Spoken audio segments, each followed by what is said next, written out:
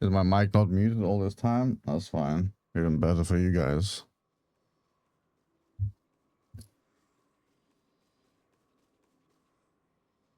You guys get extra content, Pepe Laugh. Shirley. Yo, dog arrive. Talk about Sesame with a subscription. But I'm back.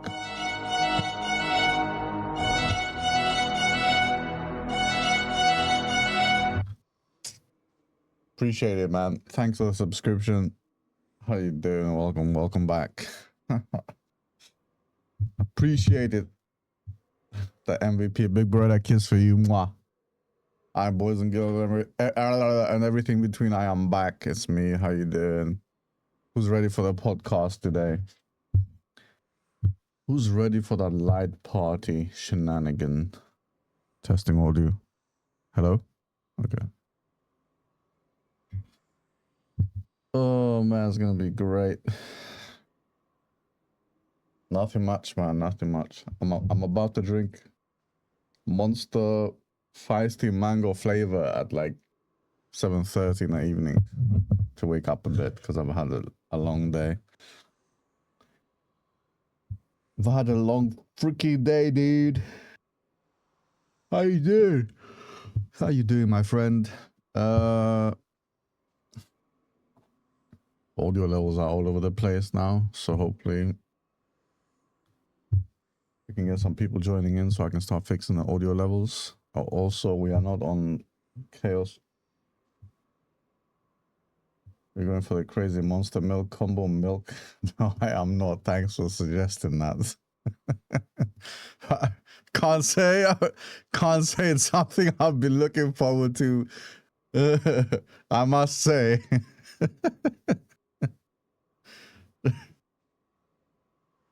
I can't say it's something that's been on my mind non-stop, you know? How the fuck do you spell this server, by the way? Twintania. Twintania. Is that how you spell it?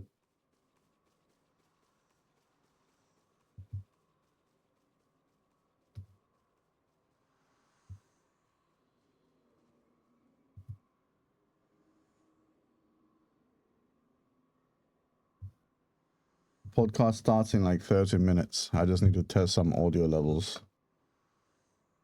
Basically. Need to make sure I'm not like 20 times louder than my desktop, basically. So I'm just come to Twintania, guys. Come to Twintania casting couch. Fuck Royal Mail. I agree. I don't know what the fuck Royal Mail did to you, but I agree. Fuck Royal Mail. Fuck Thames Water as well whilst you're at it. Fuck British Gas as well whilst you're at it. Why not? Let's fuck them all. Fuck them. Increasing, getting crazy fucking profits, but we get to suffer for it. Smile. Still waiting on your GPU is what they did. Oh yeah, fuck them. Oh, that's a royal fuck them. That's a royal fuck them. We didn't win the bid on Twintania, sadly. We were bid 108 and the bid 96 won, I think, or 98, something like that. So we were close, but it's just not close enough.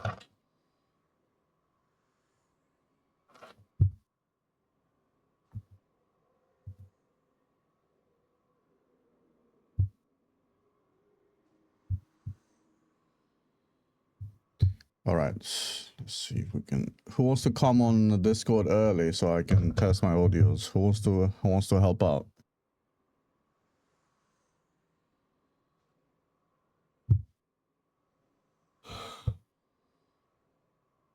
Where the fuck's my Discord? I don't even know where my Discord is. One sec.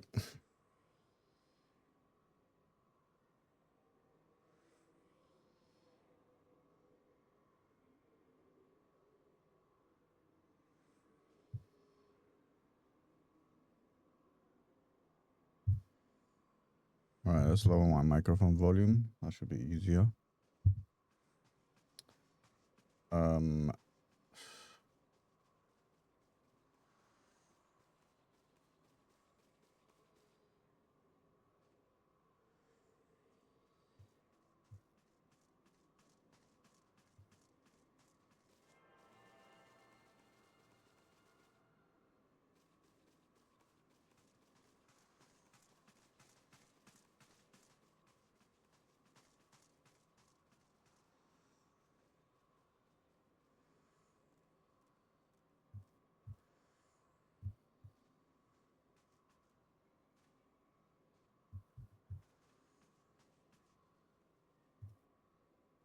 Hello. Yo. What's up? What's up? Let me just trying to fix the audio levels a little bit.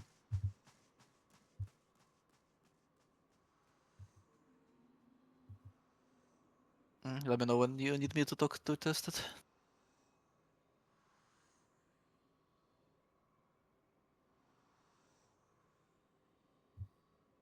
Maybe you can talk right now. We're not going to start properly till like 8 o'clock. So in like less than 30 minutes. Oh, maybe I should cover these Akira Files, bro. I want to read that shit on stream. That sounds so good. Well, minus the extra racist parts. Yeah, man. One sec.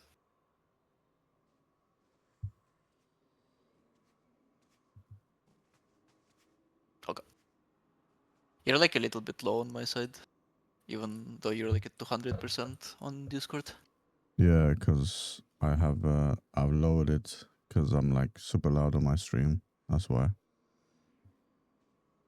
Fair.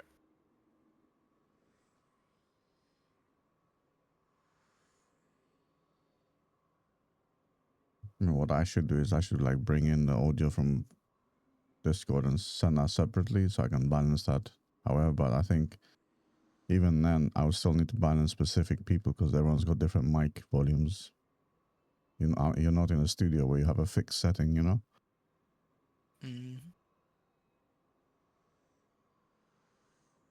If it's like purely LP talk, I'll probably I don't know. I won't have a lot of input because Have you been? Wait, have you been? Have you tried to enter an LP or been part of an LP? Obviously, you're not. You can't enter because you know. No, that's mostly why. Yeah. I tried a little bit when CC only started to play a little bit in a community cup once with the team, but that's about it. I kind of wanna now though to just like try playing LP. How did that community cup thing go? Mm, I cannot join because of yeah. Yeah.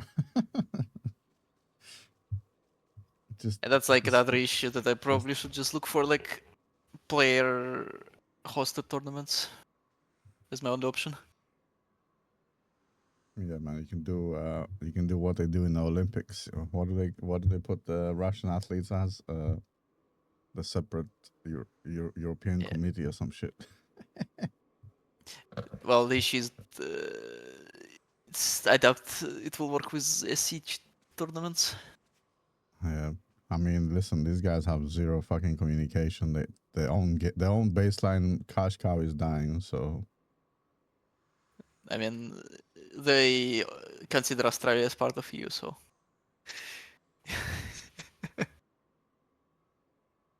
I mean, eh, fucking China considers the north of Africa part of EU as well, like Morocco, Algeria. Apparently, they're part of EU in their servers. mm. I'm no geography expert, but by last time I checked, Mr. China, I don't think those countries are EU, bro. Or Australia. Apparently, Australia is EU. Who the fucking thunk it? I mean, as I've been saying, Australians are kind of base, so I wouldn't mind. Yeah, but I mean, you know, using a little bit of geolocation, would you like? Would you not think, you know, why shouldn't they be part of Listen, America's? it's all about the spirit, man. True, true. Like, unironically though, I over the course of my life, I've met like at least two, Holy, three Australians that I've been like pretty decent friends with, freaky bet. and Oh god, that's spam. Nice yeah, one. oh my god, one second, I need to find another copy paste. One sec, one sec, one sec. But yeah, sorry. Keep telling us about your base Aussie friends so I can adjust this stuff. No, it's more in general that like said had about like a couple of Australian friends over the course of my life, even like with people who I know that Australians and I haven't interacted that much. They've been all very how I would say it, very easy communication with them on spiritual level more than like anything else. Yeah. They've got the UK levels of communication. Well, northern UK. I feel like Aussies is what Londoners would be like if we were not cold cunts, basically. Because you know, Aussies are like fucking. They greet you, they say hello. It's like what Oh, London can't. would be like if basically we're not just so like cold. Okay, where the fuck is this copy paste? I'm trying to find the better copy paste.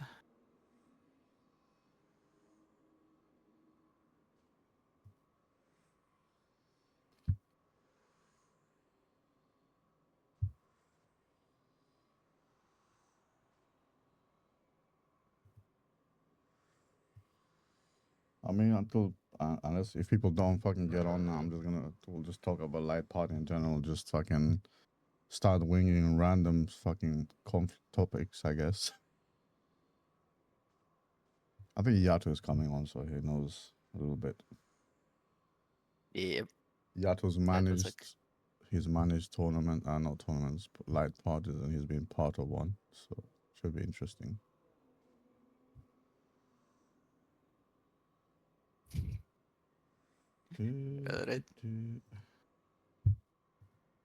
right, right there you go.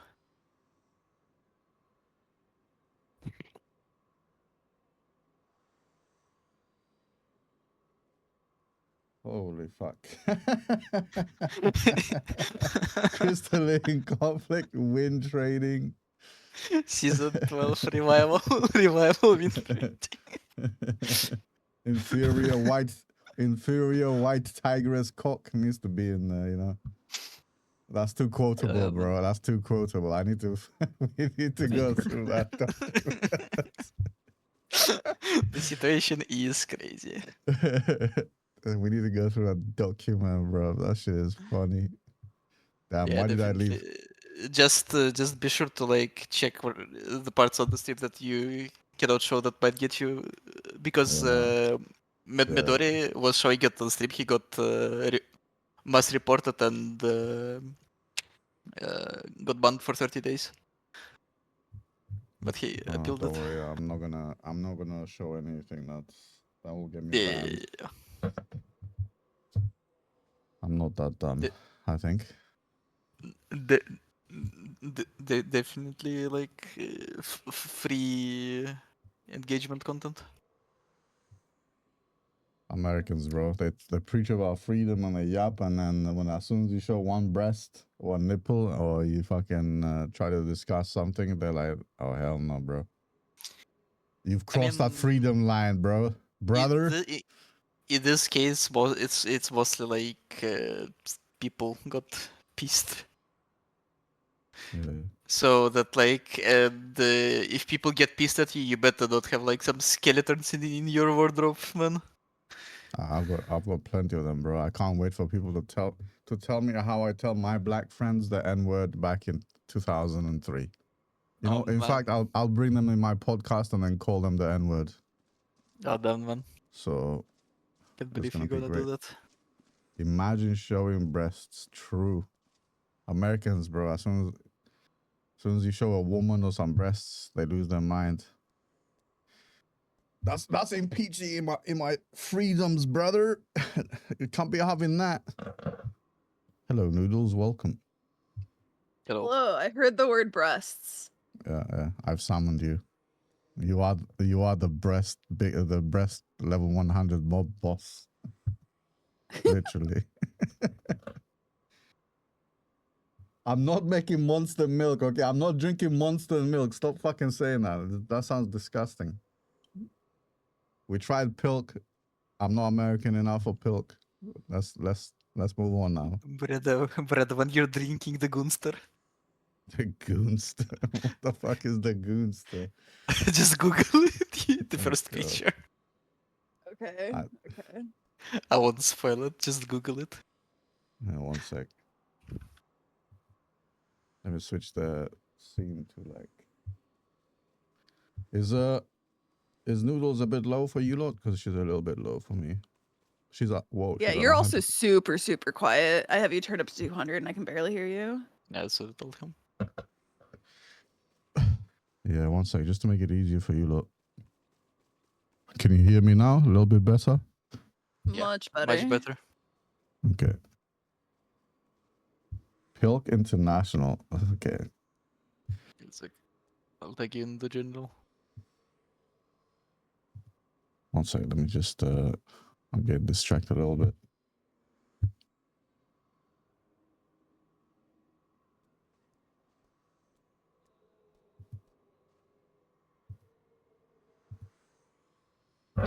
I think last time we did this when Noodles was here last week, I didn't let you lot introduce yourselves, so we need to do that. Oh god, Monster and Guinness. That sounds so disgusting. Nah. Look at how wild it looks. It's Monster and Guinness.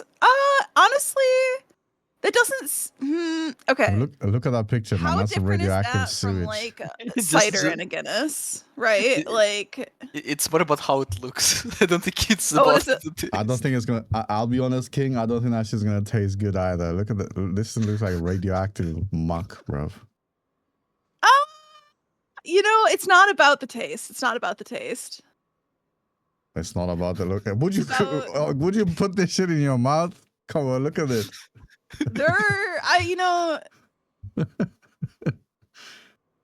Bro, it's like you ask the lady. True. Yeah, this looks like the grease from a car that's just floating above, you know? Yeah, I used to get snake bites at Buffalo Wild Wings. It was like Guinness and cider, and that was really good. So I look at that and I'm like, it could be kind of like Guinness and cider. Yeah, I don't think it's anything like. I've never tried Guinness and cider, so It floats like that too. 50. There is no sub goals. I'll do a PvP stream if you drink this. Can you shut the fuck up already? No, no one's drinking that madness. I drank Pilk. Stop that. You toxic ass viewers. What did Pilk taste like? It tasted like Pepsi and milk. You know how Badlands said they combine into a yummy taste? No, they don't. Spoiler alert: they did not combine into any yummy taste. I feel like I would be worried that the milk would like curdle. No, it doesn't do that. Surprisingly, I don't think there's It enough doesn't do acidic. that? Okay. No. In Fanta though, that's what they're trying to get me to drink next. Oh my god! Actually, I just thinking about that, I want to puke. Like it instantly breaks and like thickens up in Fanta. I mean, I don't think it, Ew. That's I don't- disgusting. That's don't think the- horrifying. I don't think the Gunster would have been completely horrible. It's just very well looking. If Yoshi P fixes 7.2, Breda will go around for round 2 of Pilk. You know what? Okay, I'll agree to that. If we get any announcements tomorrow with 7.2 big PvP changes for Crystalline Conflict, I'll that's a bet. Okay, I'll take that bet. You know what? Maybe I should think before I speak. Filk, there's no shot I'm doing Filk. I'm not trying to get banned. Oh yeah, and before I joined, I know you were talking about the NA drama with the ERP files. Yeah. If you did want to do a podcast on that, I have my best friend has a PhD in philosophy with a emphasis in applied ethics, and he also worked at a sex store all through college. So like, he is the person to talk to about like that kind of document.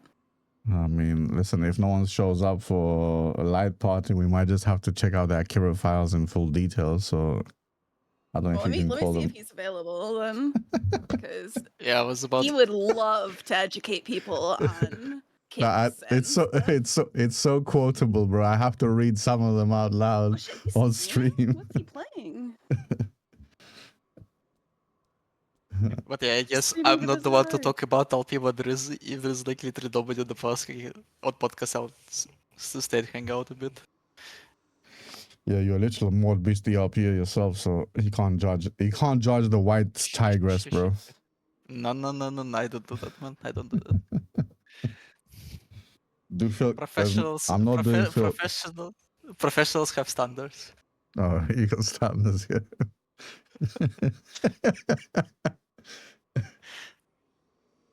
There will be no Filk. I don't know why you can't gaslight me into Filk. It's disgusting. I have, like Seal said, professionals have standards. What is your standard for gang for well concoctions that you consume? I think Pilk and milk, Filk, not Filk is unacceptable. Pepsi and milk is okay. It's okay. It doesn't instantly break the milk, which is visually, not deterring. Wait, so Fanta breaks milk? Let me just look up how it looks. Oh, it's disgusting, bro. Fanta plus milk, aka Filk. You know what? We should watch that on stream right now. You guys should watch Badlands Chugs drink some Filk since you guys are so eager for it. You know what? I'll do that right now.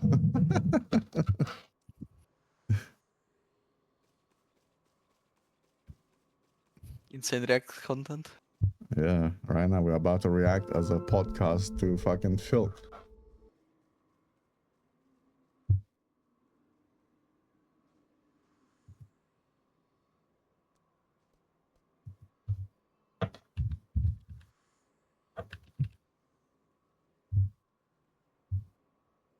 Huh? Why is it linking me random Russian propaganda? What did I search?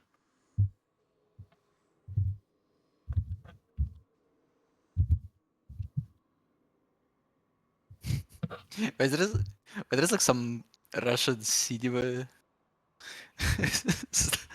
There we go. Oh, here we go.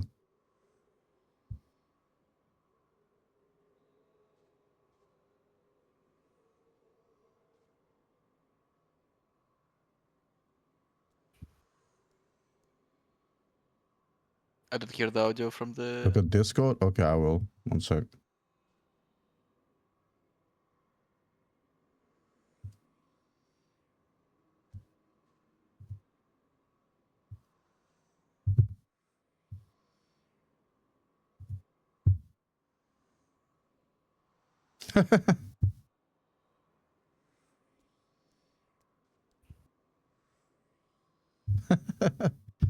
It's getting desperate. It's getting desperate for in WoW Classic. I want to sell blowjob 50 silver per cum shot. Damn. It's I feel that, bro. Especially if he's a hybrid job.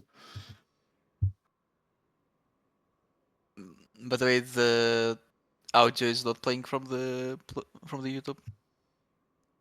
On stream? What do you mean it's not playing properly? You guys can hear the video on Discord?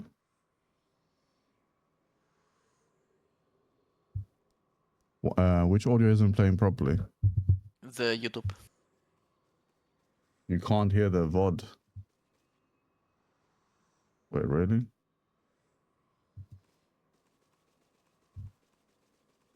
Yeah,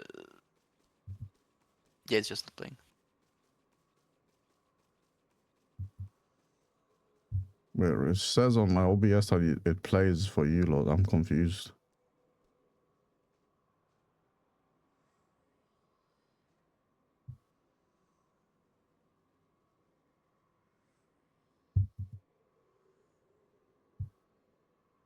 Maybe it's just low.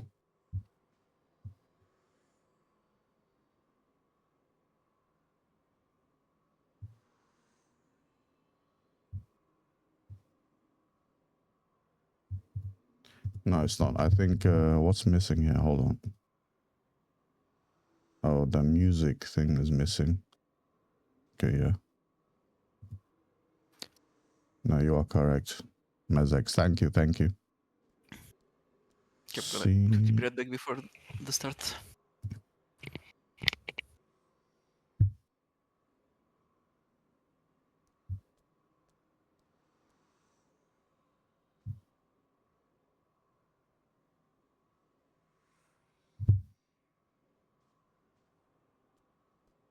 we will not return to a casting couch until you drink milk.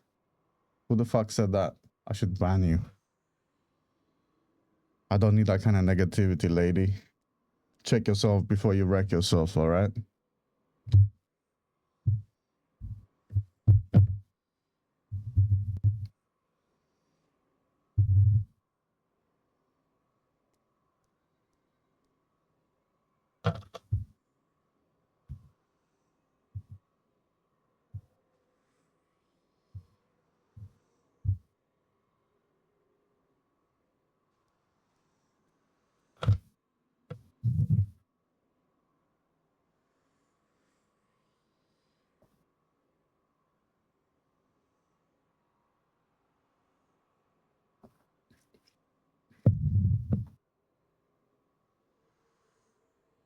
They redid Fanta apparently in America. New label, new look.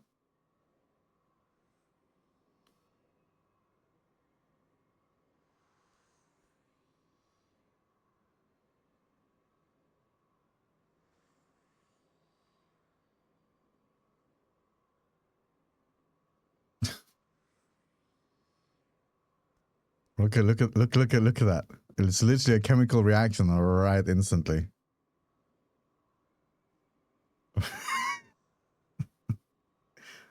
Nah. My man just expired milk on the spot. It reminds me of sherbet. I don't think Badlands knows what sherbet is.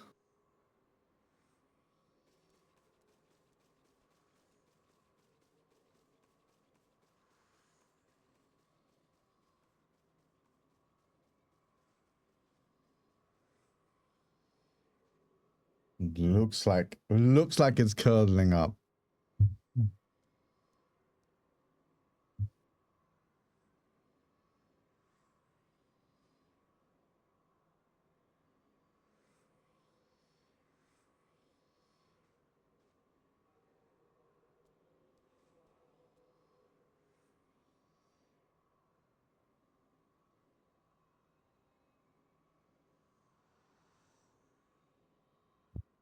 Why did you create this Shane Entertainment?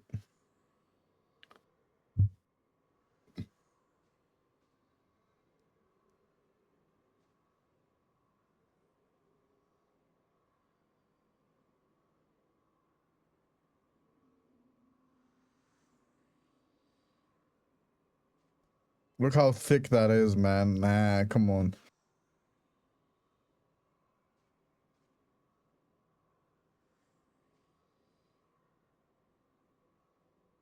Okay, I'm back. I don't even want to drink my Monster right now.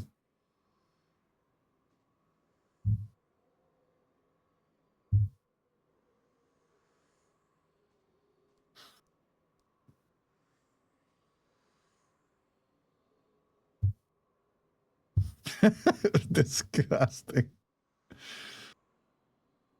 Yeah, it's not liking that one.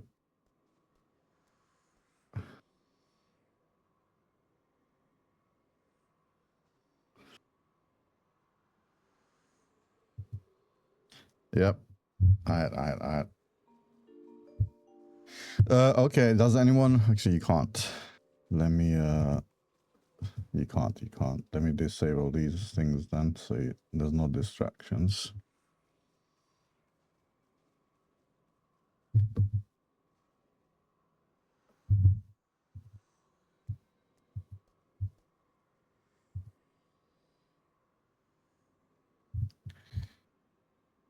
There goes your channel point redeems. No more. So sad. So sad.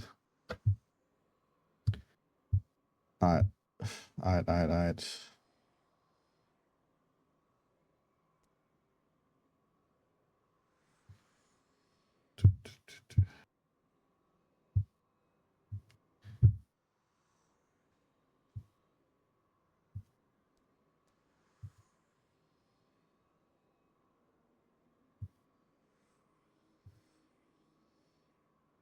Podcast.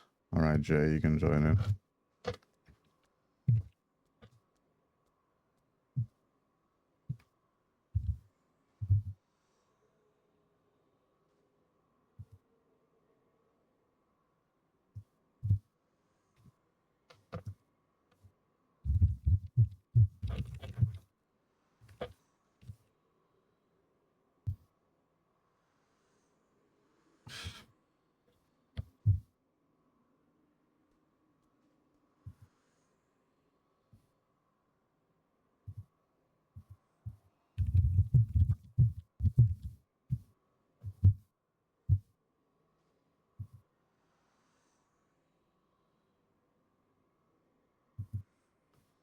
Wait, Mezex, did you make it to level 60?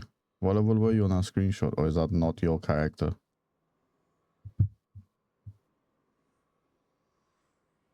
I didn't see what level you were. Oh, because you're resting EXP, that's why. You've made alts to try classes. What level is your main on Classic? You died at 20? You know when I said, careful? You know when I said careful about not providing me content on my casting couch? I might call Blizzard and have you assassinated. Just next time heed my warnings. Like I'm a deed, bitch. How about that?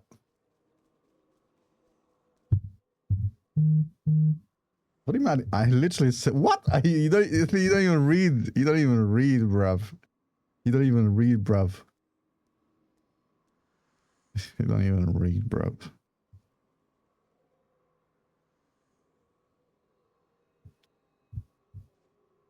Where is my hose vision?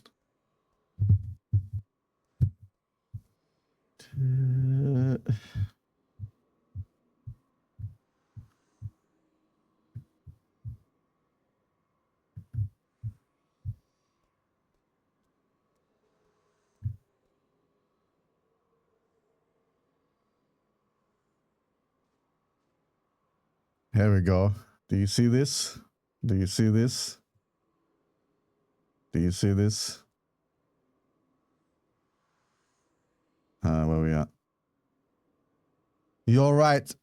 You right. Have to level another level 13 priest on HC. I gotta work on that. I'll make calls to Blizzard and how you go an accident if you get witty with me. Cute emoji. I mean, next time, call me Medivh, bitch, because you need to heed my warnings. That's all I'm saying.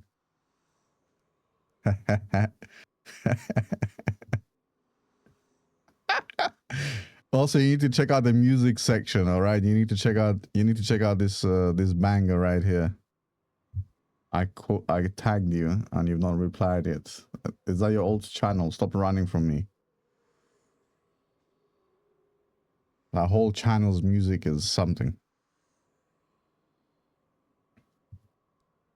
Oh, sorry. Hello, podcast. Why did you change scene? The fuck?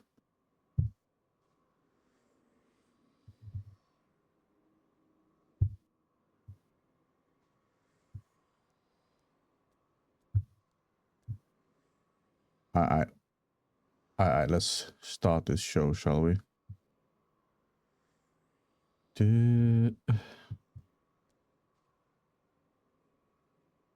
Let's start this this wonderful podcast. What episode? Episode 4 today, right? We are on episode 4. Feel free to come to the casting couch. Who's this one?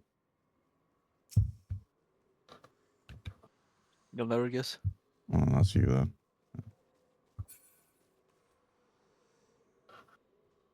Oh, The cyber kitty. Yo, what's up? is that CEO? Yo. Yo. Is this another person you're familiar with? Yeah. A little bit. A little bit of history. A little bit of history, okay. A little bit of history. Are So they gonna fight? Which footer club did you guys meet in then, huh? If I may ask. Shit. Only the best ones. I either crystalline conflict matches. Same shit. Same shit.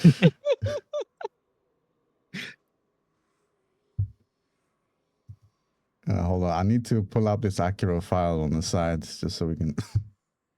Oh, dude, that was so much content. It's unreal. It's Have too you read it on Steam, G? Oh, I know, but Midori has. It's too I know. quotable. That guy got shot, framed like 4 maybe. That's Yeah, pretty already funny. told Brother to be careful what he's showing. So funny. Don't worry, I'm gonna be very tactical about it. Oh yeah.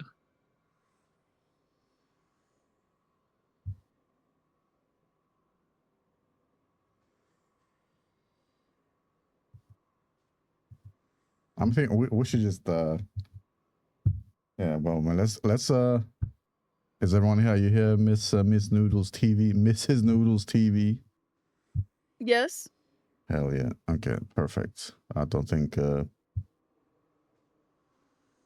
not gonna bother chasing people for too fucking long. I think 5-10 minutes is enough.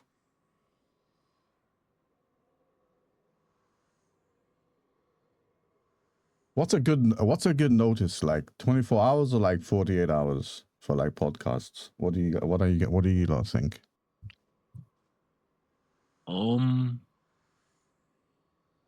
Probably 48 if you want NA.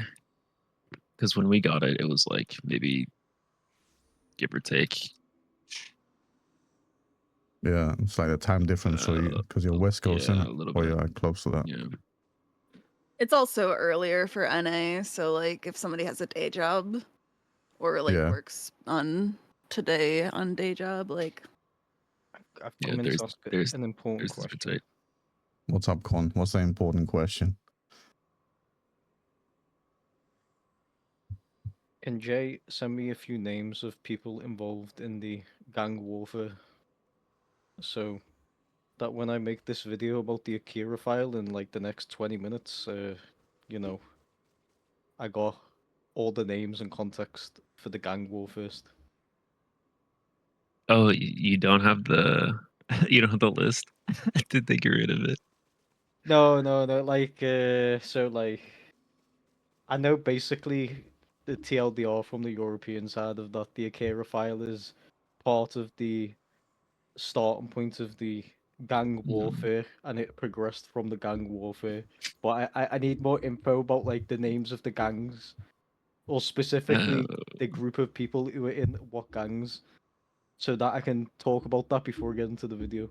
Yeah, don't worry, brother. I am gonna record this in like the next half an hour, and then I'm gonna get Sig I to have been edit it, trying so- to describe all of the stuff that's been going on to people who are like totally outside of the Final Fantasy community, and like I was explaining like, so there's this gang called whatever, there's this gang called whatever, and then there's like this group of people called the Aussies, and I feel like they're only there to cause chaos. Like So I so don't worry.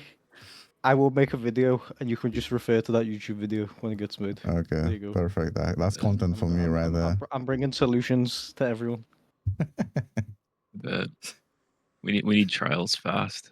And we Like need the qualified PhD candidate of noodles right in here right now. I think. yeah, I mean if you want him to come and talk about ethics and sex and like documents like that, he will, and he will educate you guys. He is a Listen, professor. I am willing to do an NA trial, but I have to actually be able Shit. to convince the NA people to show up to do that. No, there's no But I don't think there's Nobody no. should. I don't think there's no shot that they'll do that. So no. I, I They will not join Discord. I think Midori would show up. Midori, He's absolutely. banned, so I can't bring him in. Yep, he's banned on Twitch. No, Oh, he appealed. Yeah, he got appealed. yeah, I did the EU one, but you know, I don't know if the Americans have the confidence to back their gang sides to have their say about the situations for me to do that. Yeah, it's a little bit of both. It's like some don't really like want to, and others like I want to say give or take 80% of the people on that list don't give a fuck. Like they Yeah. won't. Yeah, yeah. They, You know, they'll look at that and be like, nah. since the talk brought itself in, I'm gonna add the topic of the Akira Oh, the Akira Files. Instant plus. Can you 30 send me a viewers. link to that so I can send it to my friend to Oh, look over? God. Yeah, give me a second. It's gonna be. I love NA, bro. There's no never a dull moment with NA. Dude, this, All we had for EU is some guy Irritant. cheating. That's Oh. it. Like that's boring. That's resident sleeper right there. Oh, some guy cheated. Oh, Back to sleep. venerating. Yeah. No, literal Oh, yeah, cheating. I don't- Literal Old song for them Chinese about it. cheating. Yeah. Oh, let's start from the top though, because it's like what 8 to 10 now. Okay, so we've waited for everyone. We've been good. Where we at? Where's my Discord? I'm lost. Let's start from CEO all the way down. Just introduce yourself, your experience with Crystal Conflict and LP, and yeah, that's it for now. We'll talk about Akira Right now. Files. I'm leaving them. Okay.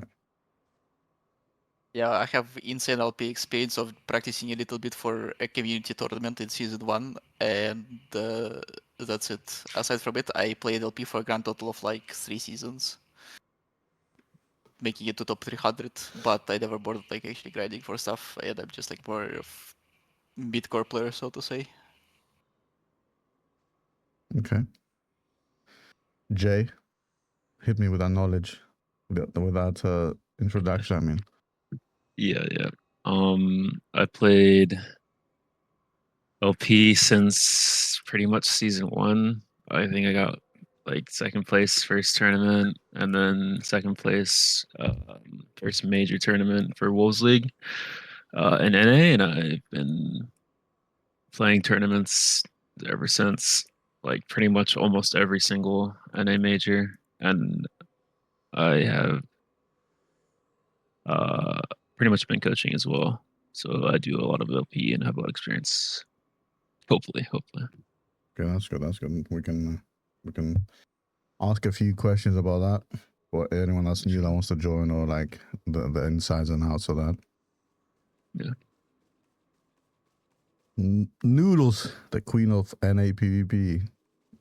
Introduce yourself. I'm Noodles. I have a completely different perspective than anybody else here, probably because I've only been in one tournament. It was Primal Pit 2. I've been playing CC since season 1, but I didn't ever play the Feast. Most of my stuff in game is PvE. So I've been I've been trying to get into doing LP for the past couple of years, and my perspective is just what it's like trying to get in as like somebody new to the scene. Okay. And Yato, you've done quite a bit of LP. Yeah, hello. I'm Yato. Well, I know that a lot of people knows me. I've been playing since season 2 of the Feast. I haven't played the Fall as well, so I'm a very old person in the PvP scene. I played LP in Feast as well, so I had the team in Europe called Aftermath. We did a lot of tournament. We never lost a single game, by the way. That was very funny. Until we didn't have the full lineup of people, basically. I'm playing CC since the season 1 as well. I've done LP as well in season 1, and I've done LP kinda like during CCRC, and well, that's kinda when I stopped doing LP. It's kinda about it. So Okay. yeah. Excellent. We'll start with like a general one, just because everyone here has different experiences. Like, what's the difference between ranking up solo and LP? Like, what's the key differences you feel like, or like, what do you take out of it? If anyone wants to talk about that. Do you mean in a sense of like just being on your own and starting, or? Yeah. Like, I'm gonna elaborate further when I get to like how difficult is it getting into LP. I think Noodles wants to talk about that quite a lot, or like has her side to it. But in general, what do you feel is the difference between ranking solo and LP? Sorry, Noodles, I didn't mean to cut you off. Got it. No, it's okay. Go ahead. I would say just getting in. A lot of, at least for NA's perspective, it's very clicky. So if you know people or people know you're good, then you have an easier chance of getting on into an environment where people are accepting and willing to like deal with your inexperience. But we're so far into the season that people aren't really friendly to that idea. And so if they know you're not as like experienced, they will not really bother. And that's been a problem with like the high end. So there's kind of a gap, but it's not the worst thing in the world. Okay, yeah, I mean, basically that's why World of Warcraft arenas basically gated by that. I miss her. You miss her, yes. Just Wow, Arena's don't go so back. Don't go back, bro. What about you, CEO or Noodle or Yato? You have anything like the differences, the key differences that you feel like you enjoy between ranked and LP? It's pretty simple, to be honest.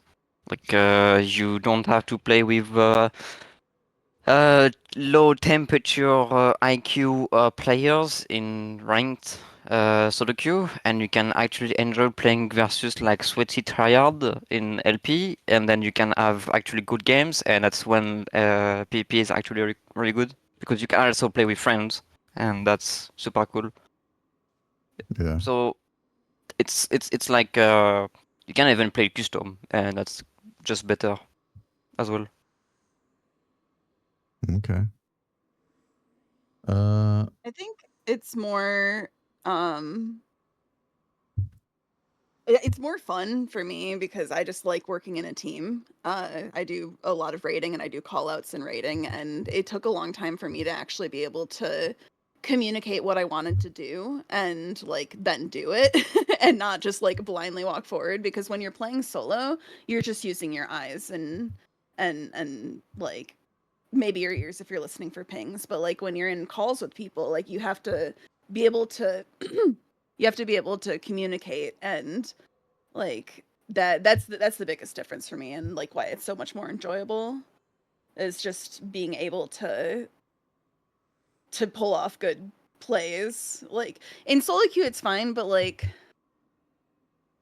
yeah, there's just a massive skill gap in people like in the bottom of crystal and the top of crystal, and like in those games it's just you as an inexperienced player can get pulled into like following up on bad plays. I don't know. yeah, And I mean, it's easier to keep aligned with what the goals are throughout the match if you're talking to people, right? yeah, I actually now true. remember that I have a bit different version of input because the previous game I played seriously before like swapping to Final Fantasy, I also played a lot of LP. But Okay. it was like about like 8 years ago at this point. And I think it's just like a little bit different mindset from doing stuff solo. Like, and it comes to a lot of aspects of when you're like playing video games. Talking With about like, aspects, like that's like your at what point in like your thinking process do you trying to sync your time with people that you LP with? Because obviously it's like Noodles and you said, like Noodles said, it's like a group effort, right? yes, it's like a lot. It's like strategizing about stuff in the middle of the batch when you're like doing callouts and stuff. Morale, like binding together outside of the like the game itself, so on and so forth. Yeah. I mean, we'll talk about the training stuff and all that a bit later because we have people that have. Well, I think most of the people here have run their own team or are part of a team that makes decisions, or are part of the leaders that make decisions for a team. So I think NA is not getting one. Right? I don't think we've had an announcement on the tournament for NA, right? Like they're No. probably not. I'm just gonna go out on a limb and say there's like a 80% chance we'll get one, but I kind of low key really want it to not happen because it'd be really funny. Do you think he might be announcing something along those veins in the live letter tomorrow or not? I don't know. Yoshi P is kind of hit or miss, so that's really up in the air. Mostly miss. Maybe though. All right, let's say okay. So in that vein, then let's say a new person wanted to start a light party, right? Like, what kind of skill set would you be looking for, like on a entry level, not like high level? Like, let's say I'm a Entry newbie. level. I'm curious to join an LP. I want to experience it. Like, what's the 2-3 fundamental skills do I need to like Honestly, be part of You it? need to understand line of sight. Okay. Well, that sounds obvious to some people, but it's not always obvious. And you need to be able to communicate your major cooldowns. And you need to be able to listen. That's, I think, very base, like very, very, very basic. Like show up, like you'll be able to pick some stuff up if you're able to do those things. Okay. So And I guess look at listening. debuff bars. And not everybody. Some people look at animations, I guess, but like knowing how to look at the party list as well. Yeah. Okay. So LOS, listening, and then just paying attention, basically, right?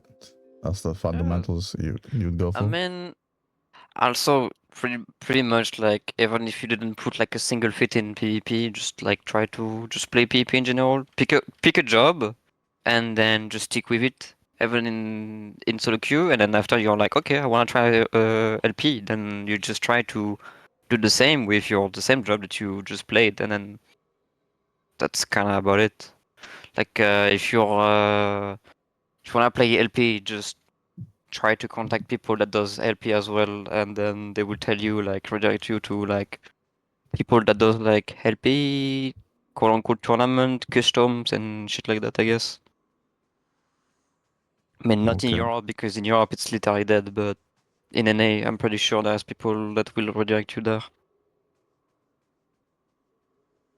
Yeah, I mean, I know NA does a lot of LP. I think they do a little bit too much sometimes. They were doing LP as soon as 7.1 dropped. I'm like, I mean, do we not want to try the new ranked season? So, that confused me a little gotta bit. hit it in LP first. Yeah. LP always first in NA, at least as far as I'm concerned. There's been so much random shenanigans that people just end up only weighing some or most of your skill off of LP in NA. I think that's like the culture nowadays. So. Yeah. So I guess I can see how that would cause it where you guys become a little bit of a gang warfare, because now you start to know each other, I'm not I gonna would lie hope to so. you. That explains why when I was playing NA for like the end of last season, I saw like Machinist Viper almost in every single game on both teams. Yeah. Yeah, everybody kind of just dipped that environment. It was really bad. Okay, so any other skill sets you want newbies to have before applying, or like for them to brush up on before applying for LP? If you're to run your know their team. burst. Actually, a lot of people come in without understanding what it means to like burst on a countdown, right? Like they might be, I don't know, a summoner trying to cast Slipstream on a burst call, or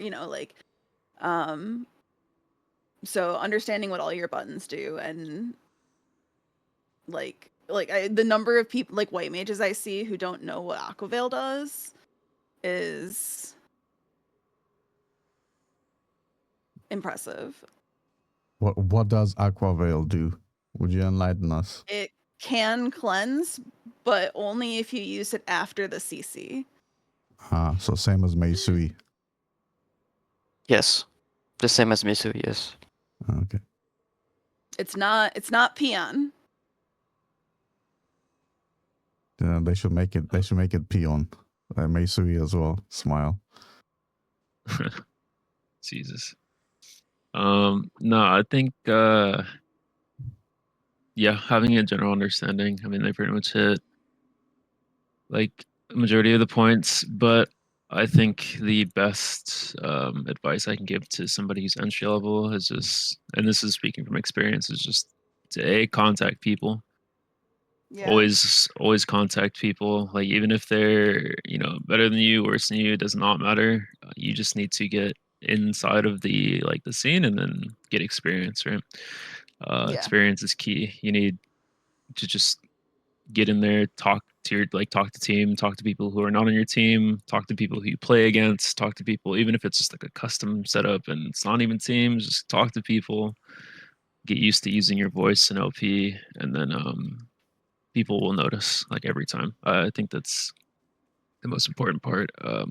At least for me, when we run customs or we do LP, or if I'm looking at like scrims from a stream or anything, that's the first thing I notice. Is, does this guy talk? I don't care if he's Nonix is experienced or whatever. I need to know if this guy talks. I need to know if he knows his move sets. I need to know if he's like gonna be a sponge, right? Ready to learn and things like that. And it's not like crazy strict, especially in NA, outside of like two teams that are kind of like the strict teams. But Everywhere else is pretty understanding of the newer players, so it's not the worst thing in the world.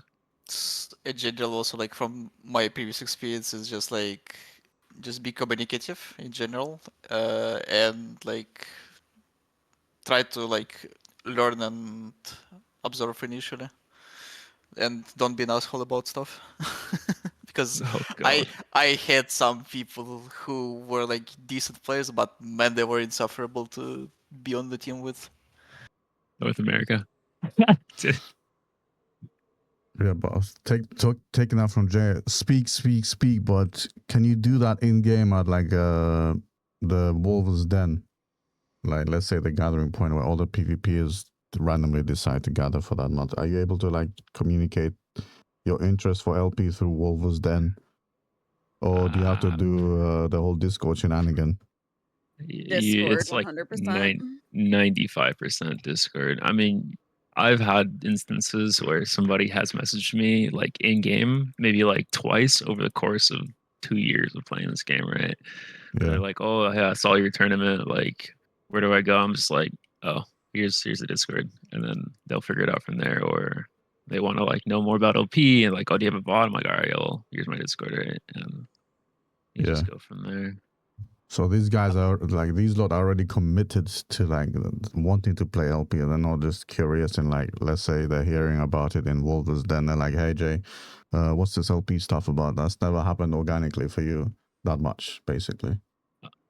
Yeah, pretty much. I'd say, well, because my first experience is like I just came from WoW PvP, like pushing Glad and Legion and the sort, and I play FF, and I'm like, I see this like ad for Wolves League or something like on Twitter or something. I was like, oh, this is sick. And I wanted to get in. This was during Feast, and I was like, oh, I want to play. And then I look at the Feast queue times, and I'm like, this is dead. Right? And so I just joined a Discord. I think it was like Paisa at the time, and then it was like Yeah. Paisa and Revival, and I was like, all right, maybe I can and then I see people talking in there, right? And I was just like, oh. And sometimes they'll talk Surely. about LP. Yeah, they talk about LP. I remember Uh-huh. Midori's talking Uh-huh. in there, like everybody else. Uh-huh. And I was like, oh shit. Uh-huh. Uh-huh. They're all So, talking about solo queue and they're all shitting on each other. Yeah, yeah. oh yeah. But I mean, that environment is like what I would be used to, right? Because I come from WoW, so like it's not anything new. So I thought that I was like, oh shit. I slid in, and then based off like my own solo queue performance, I think somebody was like, oh, this guy's like crazy monk or something, and then I got picked up and it started from there. All right, fair. What about you, lot? Sorry, Yato or Sio, have you like had someone whisper you or like anything organically happen for LP party Nope. via Wolves? No, just straight up no. No. They straight up. The only person that told me to join a team was Hunu. Hunu told me like during Fizz, like, do you want to join this team? I'm like, yeah, sure. And then we basically made like a very strong team in Europe, and then that's kind of about it. That's it. And then after, like, later, like way later, like 4 years ago or 4 years after, for CCRC, we tried to do like a team. We got disqualified. Okay, but we still play together, and then we just like revamp some like the lineup of players, and we played, and then we won games and shit like that. So we took like kind of the same lineup of last time, but adding like new players, and we took like old players as well, and then we are just like 7. I'm not playing because I'm washed, and I don't think I can like perform anymore. That's it. Shit, bro. I mean, I'm like 3 times your age washed, so and I can still fucking get No, whatever it's not. rank I want. It is It's not game that. sense, baby. I can play and like climb in solo queue. It's not a problem. It's just like I just haven't done LP and then just watched. That's it. And I Okay. don't find like the satisfaction of playing LP in this current like PvP right now. Bro, The meta, yeah? you just reading my thoughts. I was about to say that I'm kind of curious to try LP now that I like know a little bit more people and enjoying like hanging out. But man, the current meta is just I just don't want to even try Yeah. right now. I wouldn't know. We Especially the play, one in Europe. Germany.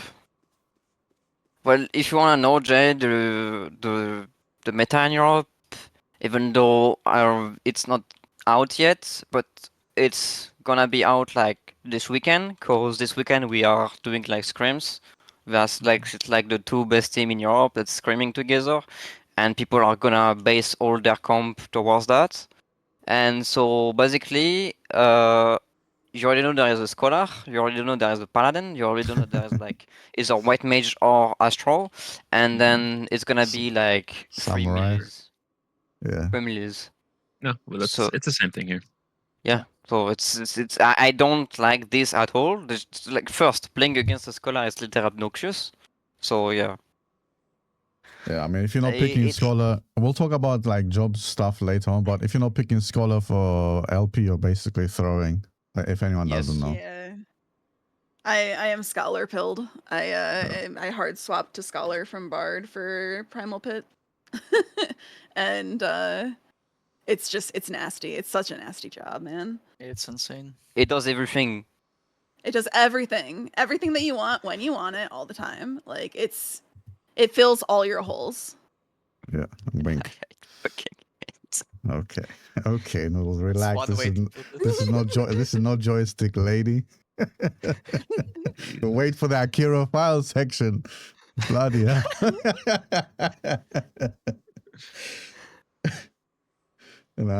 Scholar is definitely very strong, but like I would say Scholar is definitely more of a game changer or like a initial game fight than White Mage, just because it just as soon as you put that pixie down, it's over. I Anyway- might be the odd one out in that conversation, but Go I on. understand that it is pretty good. What's your No, take? I'm a very traditional LP player, and the way I learned how to play the game is that as long as you're selective about what you burst into, MIT doesn't really exist, right? There's always somebody who didn't get hit, or there's always somebody who is out of position, and you just need to be good enough to call that. And we have proven that in NA time and time again because all we play is like standard comps with like Dragoon and it was like Dragoon, Bard, Monk, Warrior, White Mage, right? We just spam that, and it's not really a problem for us. At the very least, there could be teams that come by and we'll complain about it. We'll be like, "Oh, this is so boring. Like they're so tanky, right?" Like you have Paladin, White Mage, Scholar, or I guess Paladin, Astro, Scholar, Reaper, Samurai. Everything that's like super tanky and stally. But there's always that one like good call out that you can have, and we just really, really, really practice our sync like every single scrim set to make sure that whatever we look at dies. Yeah, the problem is personally, I haven't had that problem. the problem with that is you can kill a Scholar, but you can't take it out of the game. And then if you do kill the Scholar at the wrong time, he comes back with a pixie. So it's a very double-edged sword. Angle, I think. It is really strong, but yeah, we're a little bit more anal about how we look at the game, right? Or at least I am to my team. I think experience might play a part in it because I feel like 100%. in the heat of things, people probably will not pay attention to how chaotic the opener for Scholar is. Like if you punish them, you get punished in return, basically. That's actually. But I like to. I like to just be there to at least let people know that this is possible. I don't want to like keep it as like some ancient Chinese secret or something. That's actually very interesting, Jay, because when we were chatting about like potential team comps with like some of you guys, I suggested that there is potential for like some Giga Chase / Giga Burst comp that will counter the stall meta, but you need to play it like very, very good. Yeah, these comps are really hard, but that's why I like LP, right? It's things like that that make it fun for me, especially when and I think anybody can really learn this skill set too. So all you need to do is just practice. It's all good. Yeah. It's just finding spaces to practice is the hard part. Oh yeah. Find the people and the time.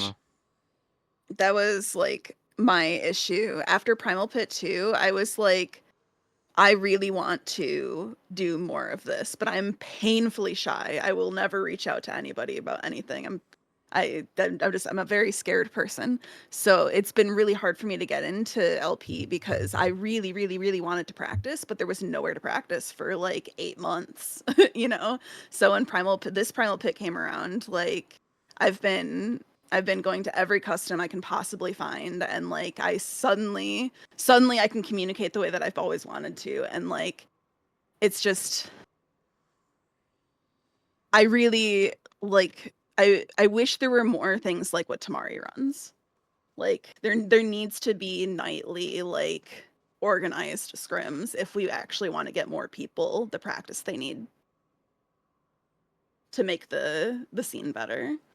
That's actually a question I probably personally would be curious about as like a person who potentially might want to roll into LP, like when the PvP gets hopefully a little bit better in the upcoming patches. It's like, where would you guys recommend to start it off, at least like on NA? If you don't mind hijacking the question a little bit here, Brad. Yeah, go for it, bro. Natural flow of podcast. That's the rule. I mean, there's the big three, right? There's Rising Stars, Tomorrow, and Revival. I think Revival was as memey as it is. Like, there's 40,000 people in that. There will be somebody who plays LP. Somebody will bring it up at some point. You can just go into the search bar, type in LP, and just DM the first person you see that said it, right? Rising Stars, run by Merlin. I think he came by here last NA Invasion. He also runs really friendly customs for entry level. And Tamari, of course, what Noodles was talking about, usually does that too. But I want to say just like type in PvP anything, right? And then like look at Discords and just be like, okay, who mentioned Light Party? Explain your interest. Be like, oh, I'm new. Where would I go? And I can guarantee you, like literally anybody would be like, oh, just go here. And then there you go.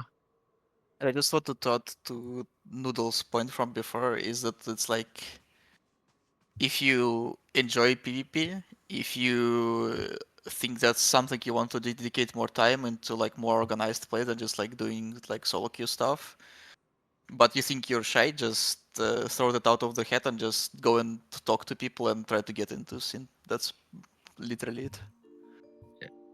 Yeah, I'm gonna take some credit though. You're welcome, Twitch. I've spread open Noodles for you, with my charming, with my charming personality. Sorry, what did you just say?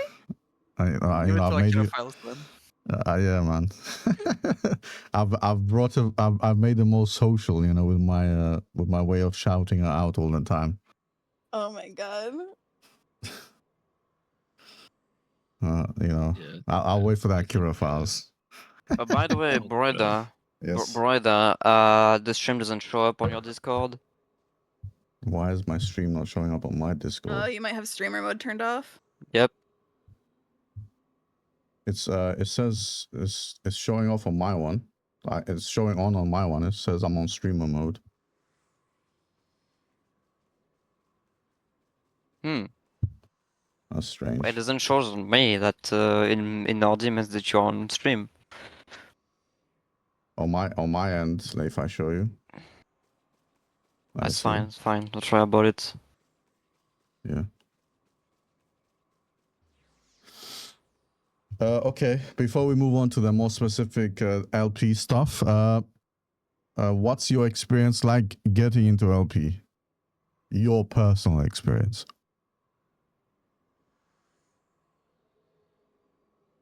If anyone wants to. Yeah. Well, I mean, I kind of like touched upon it before, but I guess to reiterate, I want to say it's different for everybody, right? But easiest way for people to notice you is if you're high on a board in season 1. So I remember like being one of the few monk players, at least on my data center, Aether, and a team needed a monk, and so they shot me a DM, and there we go.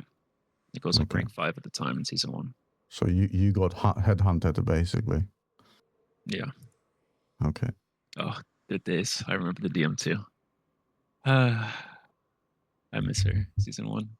What about Noodles or Yato or Seo? What was your experience like? Personal experience? Well, it's pretty much I got DM'd by someone saying, "Hey, do you want to join the team?" And I was like, "Yeah, sure, let's go."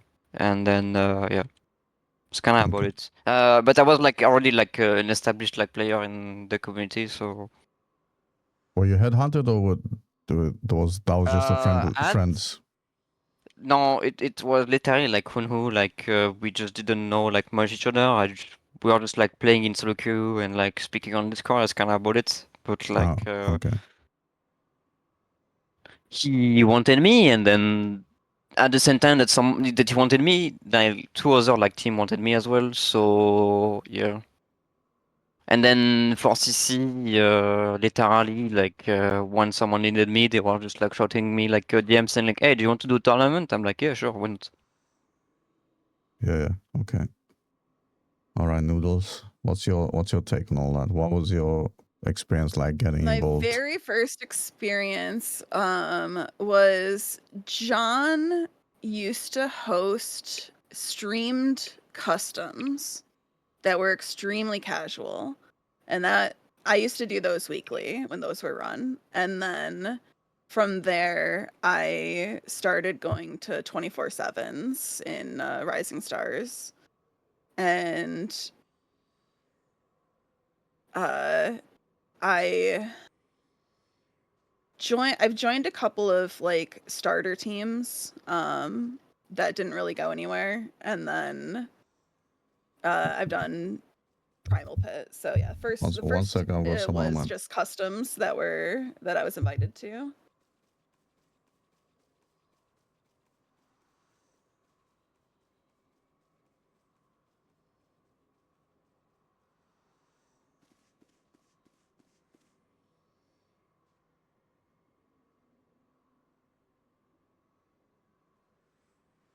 Hmm.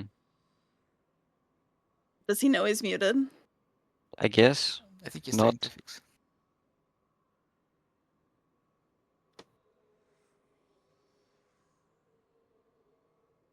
Maybe he got a funny call.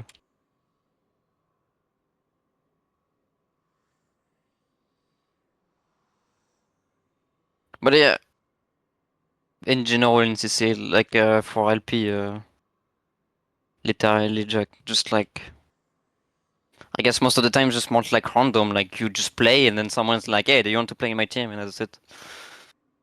So the thing that was really hard for me for a long time was just it was always happening when I was raiding, or like I couldn't make the times. Like you had to know the right people and be available at the right time Yeah, on the right day yeah. of the week, and Yeah. it's just like it was just impossible to find spaces to do it for, you know, in the times that I was trying to do it.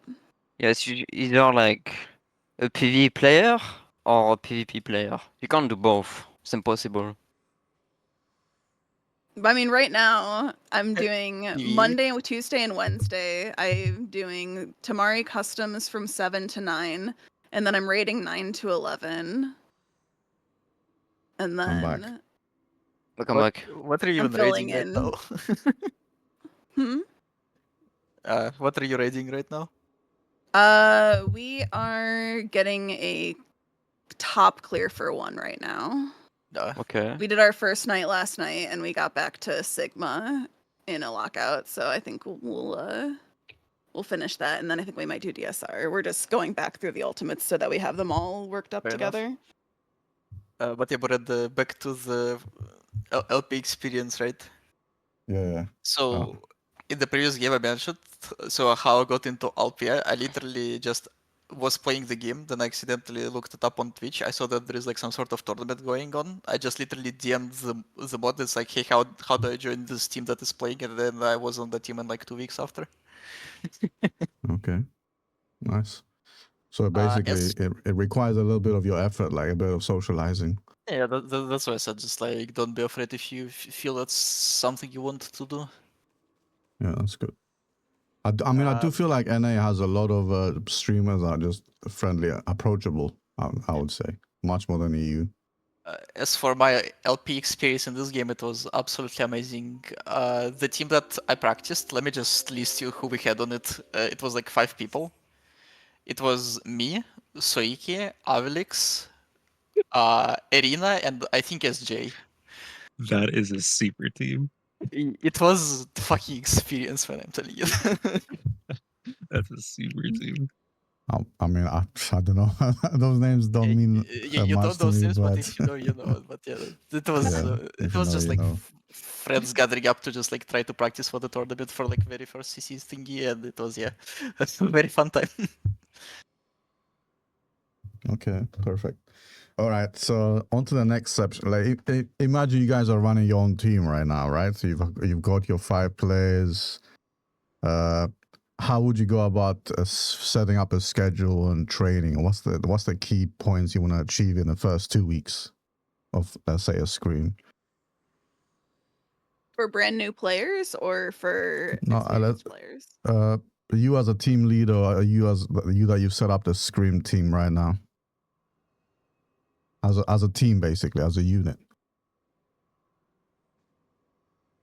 Right. I would say, I mean, the experience is since I have been doing that, and I'm doing it right now.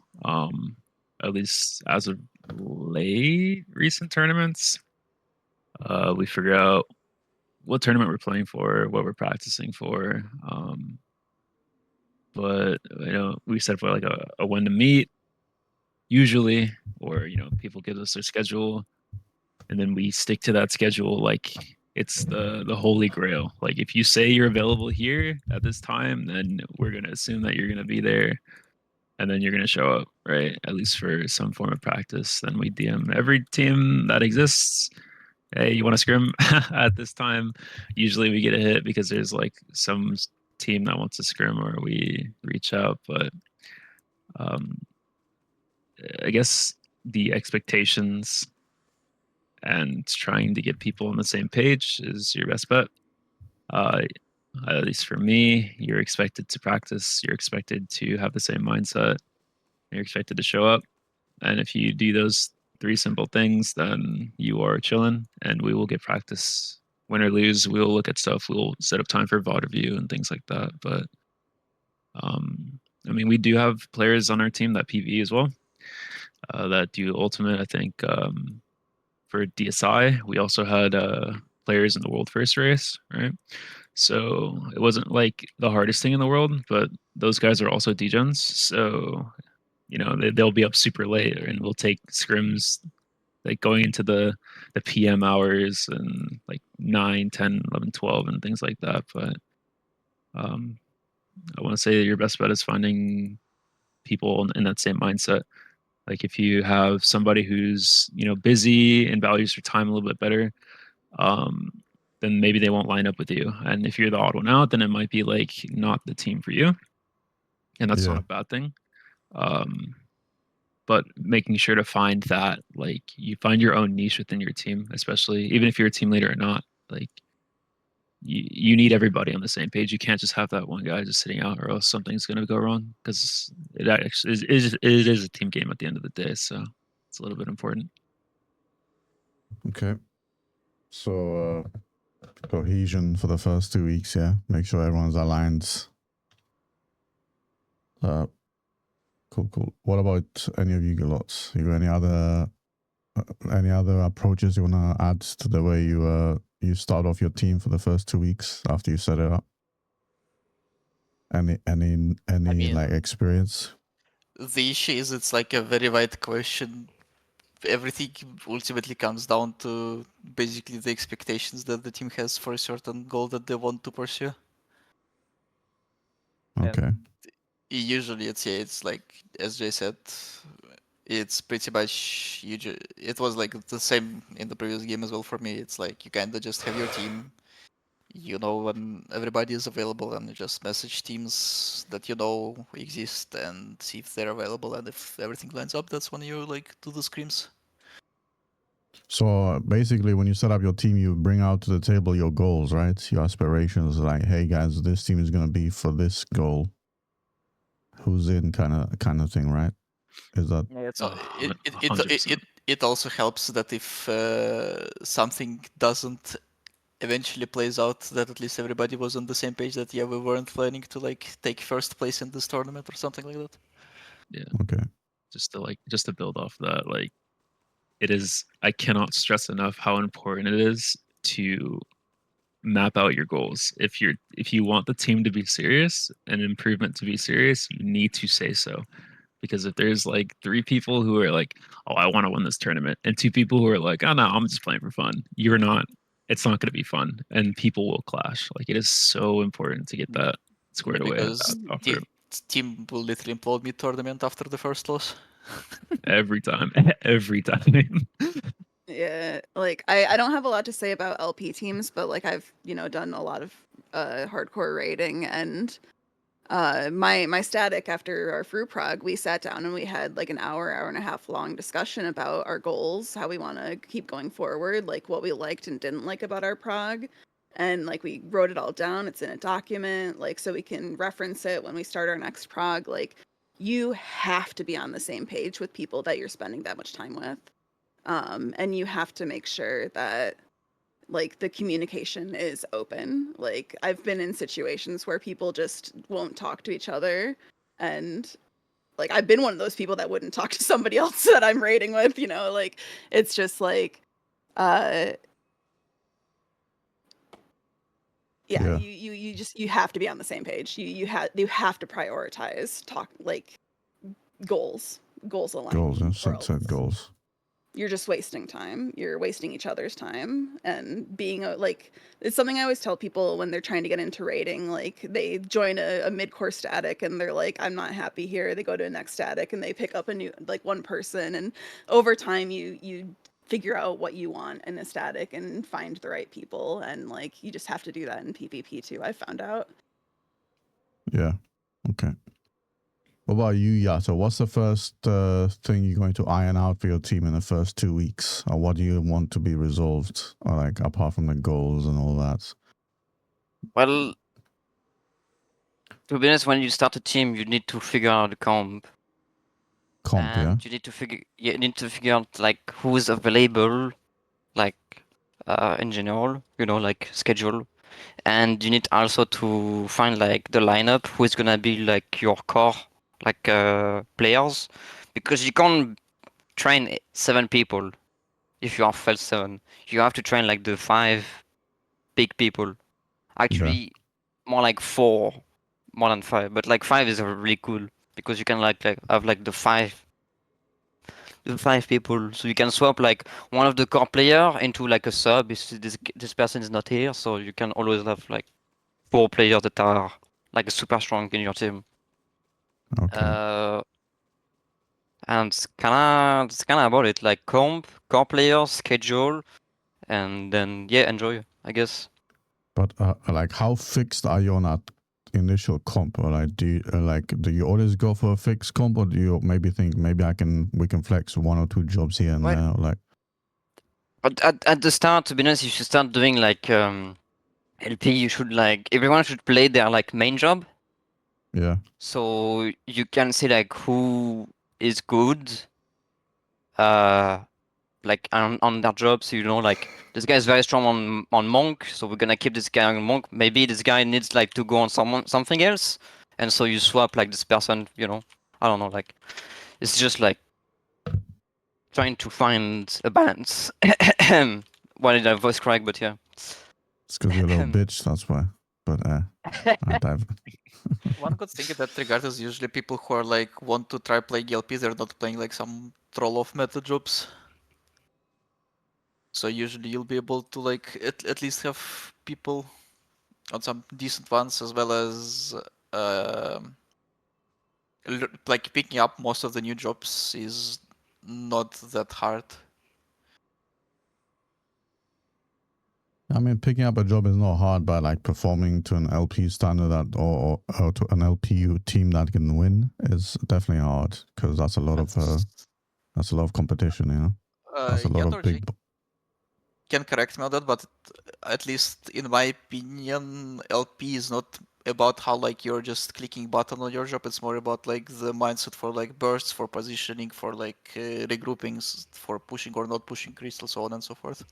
I don't know if it was Yato that mentioned, was it like a few, like 3 weeks ago about bringing in a Reaper, or maybe it was Blazon, where they brought in a newbie Reaper into the LP party, and they were, they got pretty far with the guy that never did like much ranked, or he wasn't highly placed in solo queue. So Yeah, so this person was me, basically, by the way. oh, okay. So even though, like, what was the key factor there? That's just you communicating, right? The key factor there was just communication Yeah, and I was calls. speaking a lot. I was speaking a lot. Oh, okay. I was just speaking a lot. Going by that, then,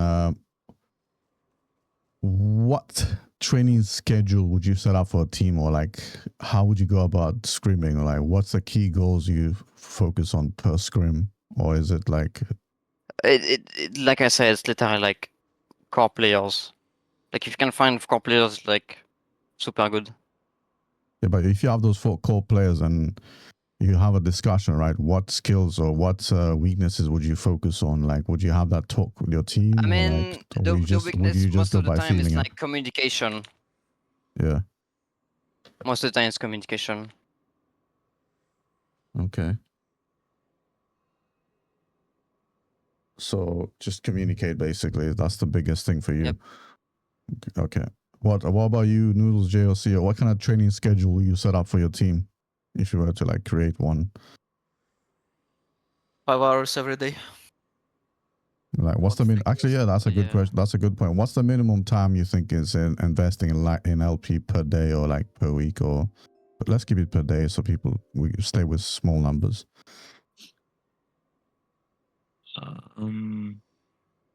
Think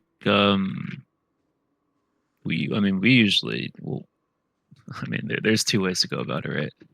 When we were hardcore practicing for CCRC and other tournaments, like important NA majors, we would scrim anything that moves for however long. I think it's like maybe 3 or 4 hours a block. But if you're not, if the scene is like dying down a bit, or if there's not much to practice in a sense, maybe just 2 scrims. I would like 2 scrims a week, at the minimum a 2-hour block each scrim. Is that right? So that's like what, 2 sets, 3 sets. And then in between, we usually talk about comps, theory crafting. Theoreticals is like a really important thing, like talking about what the comp does, why it does what it does, and everybody understanding the goal, and like, oh, we're not just bringing Dragoon just because Dragoon's broken. No, we're bringing Dragoon because we need this damage at this certain time, etc. Right? You can get down into the. So you have like win specific, conditions for the comps you bring in. Okay. Right, and but having the time to practice that is also just as important. So at least for now, we usually do 2 to 3 hour blocks. Okay. 1 to 2 scrims a week, if we can find the teams that do it, that want to put in the time at the very least. That's like another thing I think probably newer players don't realize. It's not just like about trainings. It's also like sometimes it takes a shit ton of time to like discuss stuff together. Yeah. Yeah, I mean, definitely it takes a lot. I mean, I think like Yato said, communication, right? Between training, you wanna communicate. You wanna talk about, your comp, what's going right, what's going wrong. And I suppose everyone has their own goals, right? Like their own like achievements they want to achieve during an LP, right? It's like, oh, I want to get better at X or Y. But yeah, what about Noodles or Yato on your training schedule? Like, how many hours would you dedicate to like training? If you had Like a week. Per day, let's keep it per day. Let's say per day, just so we have small like hours. a full rotation of like like a full rotation or 2 rotation is good. So basically, what is rotation is like 1 map each. Okay. So two whole map changes is what you would go for.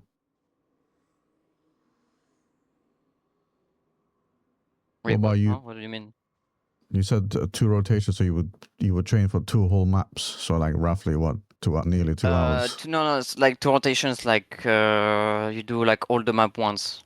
Oh, okay. All the maps once. Okay, I see. So you're getting experience in all the maps. Okay, that's clever. That's good, actually. Actually, that's a good point, even though I want Noodles to talk about her schedule next. Do you think practicing all the maps is good? Or do you like to focus on like 2 or 3 specific maps you're really good at and hope RNG comes your way?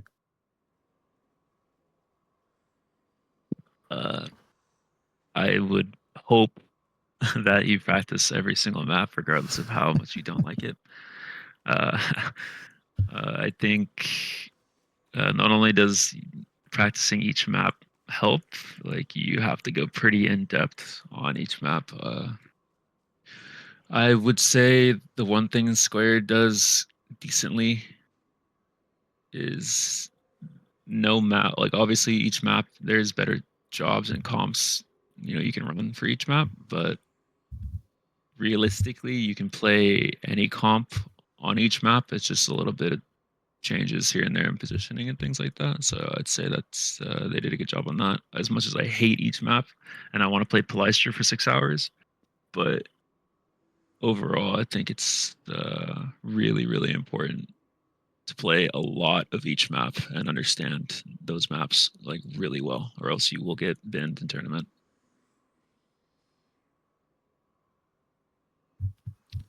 Okay. Fair enough. I'd actually What? disagree with you on that regard because I'm coming from the game where, in that regard, it was absolutely insane of how much you had to strategize like around like every single map that you played. And in FF case, it's like relatively tame. Like sure, like you can pick like a warrior on like the castle town or like a dancer or reaper on the C9, but like I feel it would have been a little bit more interesting if they somehow like maybe played a little bit harder on that front. And I'll just say that in the game I'm coming from as well, it's like everybody also really, really like the most like vanilla, like competitive map that there was in the game, and would gladly play it just it, without like any gimmicks and such. I mean, I'm of the mindset that I play every map. Like I like to know every map. I mean, to this day, there's still top 100 players that don't know what the fuck Red Sands does. So I'm with Jay on this one. Like, play every fucking map. Stop being a fucking pussy. Get to know the Absolutely. maps. Sure. I mean, yeah, I see where you're coming from, but I mean, there will be a perfect comp for each map every time, right? I agree. But I think as far as NA is concerned, we haven't been pushed to that level where we're like, damn, we should swap comp because we're on C9, right? Like Yeah. it used to be that way, especially when those pillars weren't added and such. I think 7.1 changed a lot, but now that every map is just pseudo VH now, it's just like, except Polystra, I feel like the way we play the game, standard comp with Dragoon, Warrior, White Mage, like non-stally, just run at them. It's not the hardest thing in the world. But yeah, no, I think some comps are obviously really, really strong on Red Sands. I think running a White Mage on Red Sands is good. Cancels out Heat Wave and you get cucked if you're on the enemy team, or you're playing Sage on Red Sands, Monk on C9, right? Monk VH or Dark Knight on VH. There's certain things you can do. I agree.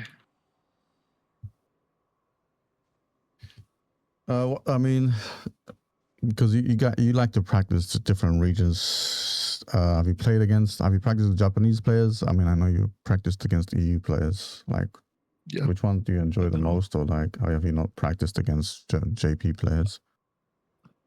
We've scrimmed every region, I think, right now. Like a lot. So I'd say my favorite region to scrim is the Chinese players.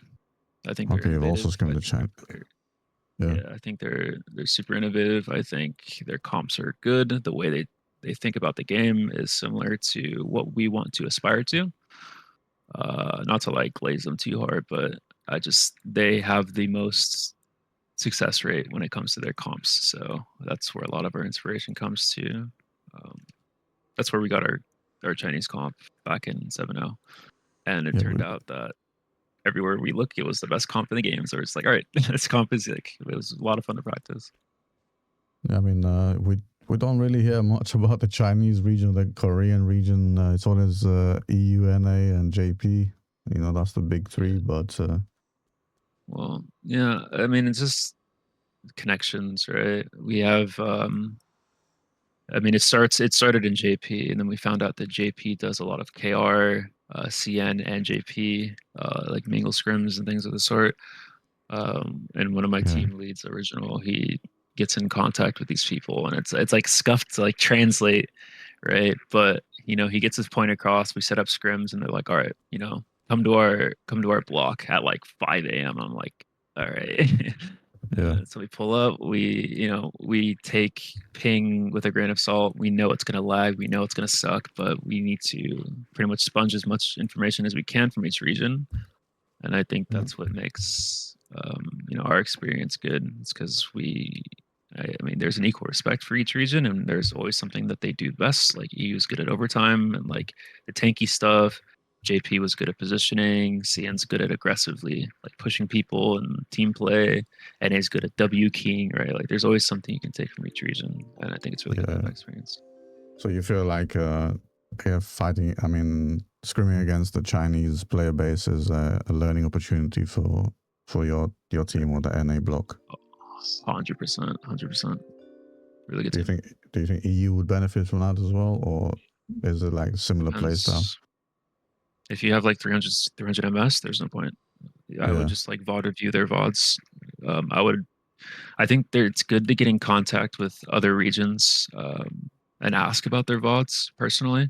Yeah, for sure. But if your MS is just way too egregious, I think you should, at the very least, just go for VODs, because it's sometimes you do the right thing always, and you press recoup and it goes off 3 seconds later, and that's not really the best practice, and it's frustrating, and I get that. So no, I tried playing on GP on like another account, like way in the back, and I was literally playing, as you said, at 300 MS, and I was getting hit by AoEs and Sastasha, so it was unplayable in PvP.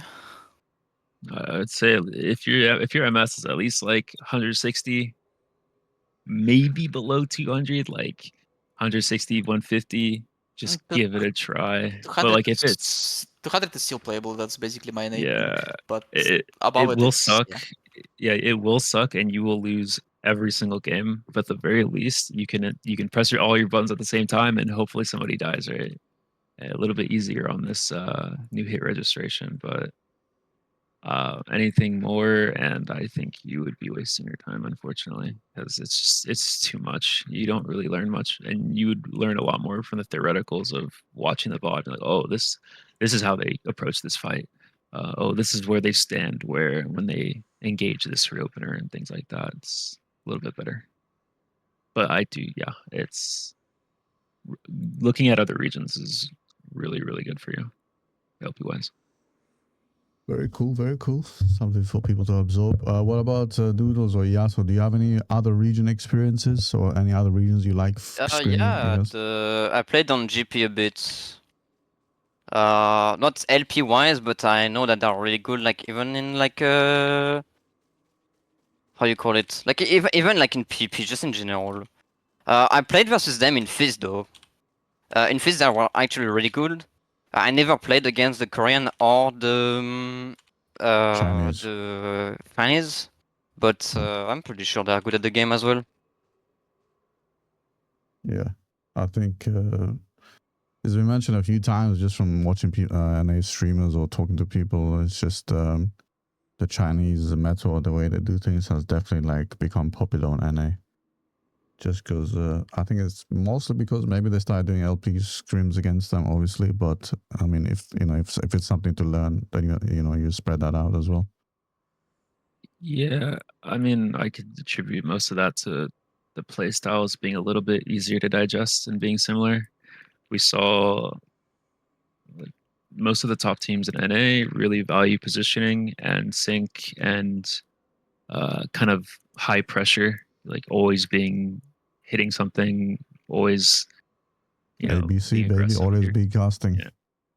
Yeah, and everybody being aggressive, and we saw CN Comp kind of giving us the opportunity to do the same, and it's kind of curds from there, right? I mean, other regions might you could be from EU, and you could see JP comps, I think, before they ran like Dark Knight Astro, right? And they'll probably be like, oh, well, this makes perfect sense. Whereas NA's like, this is whack, right? Like, there's always that opinionated team comp decision that will come from each region, but for us, CN kind of resonated. I feel like I don't know if in a perfect PvP world, if we ever do get a community manager, then he can set up like 6 monthly like events where NA, China, and all that you can fight against each other. Yeah, it would be expensive and hard, but because it's not from like because they are not like same data center, and then China and Korean doesn't run in the same like patch. There are like 1 or 2 patch behind us, I think. Oh, really? If I'm not mistaken, yes. Yeah. Okay. Yeah, I guess that would be quite hard to achieve. But then that's just Square Enix pulling up the pants and doing work. So you're saying they're currently on the exact same patch as we are in terms of PvP? Yes. Yeah, nothing much has changed. And I mean that's cool to know. What other things you wanna let people know that want to get involved with LP or a way to improve? Like let's say you're having a bad day as an LP team and everyone's fucking raging, cussing each other and using gamer words. What's a good way to like recover from that, from your experience? Do you just let it all out and then second wind, or like how do you deal with like a high pressure toxic situation when everyone's just blowing up? Anyone? It's a tough question. I don't know. I don't tilt like that. So I don't understand gamer words and being angry instead of just focusing on solutions. Okay. It's probably, I mean, I'm with Noodles on this one. For me, it's expectations. Again, I don't really play with people who would do that, right? Yeah. Okay. And that's just where it starts. I mean, there will be frustrations and people being like, "Oh, why are you doing this? Why did you do that?" But the people I'm with won't get offended by like critical questions or Okay. I've been on my fair share of Jay, what are you doing? Right? Like, Jay, why are you running it down? Like, I've been on that fair end, but my response isn't like, fuck you. It's like my fault. You know what I mean? And I think having that mentality across all your players, and this goes back to picking your team, everybody being on the same page, everybody understanding that a mistake is a mistake.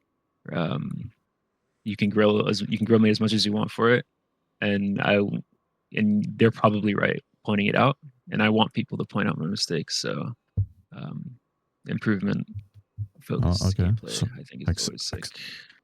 Accept grilling, mutual respect, and move on. Basically, don't try to stand your ground over like heat of the moment kind of shit. I mean, there's always debates, and people are like, especially with me, I think with like GDT and my old team, a couple other teams actually, we would sit in hours just disagreeing with each other. But like that's just what it is. It's a conversation. It's not necessarily arguing. It's okay to be like, oh, I don't think Monk fits here. Well, I do, right? And then each person Yeah. shows their point, and then we find a compromise, a middle ground, or something, right? I think those conversations are really healthy to have as a team. And if those aren't really happening, then it's a little bit weird because if you aren't having those conversations, and let's say you are winning, right? It's fine, but you hit, you plateau, you don't peak, you don't adjust, you're settling for the bare minimum and stuff like that because you don't talk about certain comps and situations, then it's a little bit downhill spiral for the team. But I think it's really good to find that compromise with your team and not being so toxic at all with each other. It'll work out if you guys are all in the same like mindset. Yeah, basically it's kind of what I said. Don't be an asshole. It's more about just like be criticizing, but like don't get into toxicity. Yeah. Okay. What about you, Yato? You got a big mouth on you. How would you deal with that situation? I would just tell them to like. I mean, no, okay. In the first place, I don't think they will be playing with me, to be honest, because I'm selecting like most of the time like good players and then friends. But like I had this situation before, like when Oven, like for example, couldn't play anymore because it was tilted and shit like that. So we were like, okay, we are taking a break for like we take like 15 minutes and then we go back again. We took 15 minutes and it felt good again. All you need to Yeah. do is like talk it with your team and be like, okay, so you don't feel okay, we take a few minutes of break and then we good again. But he was also like tilting because he was underperforming, and I'm if you keep tilting about yourself, it's never gonna like you're too hard on yourself basically. It's never gonna Yeah. happen. And like you're not gonna see the end of it. So Yeah, just that's good play, advice. try to do your best. Even if you do like badly, you still tried your best, you know? Yeah.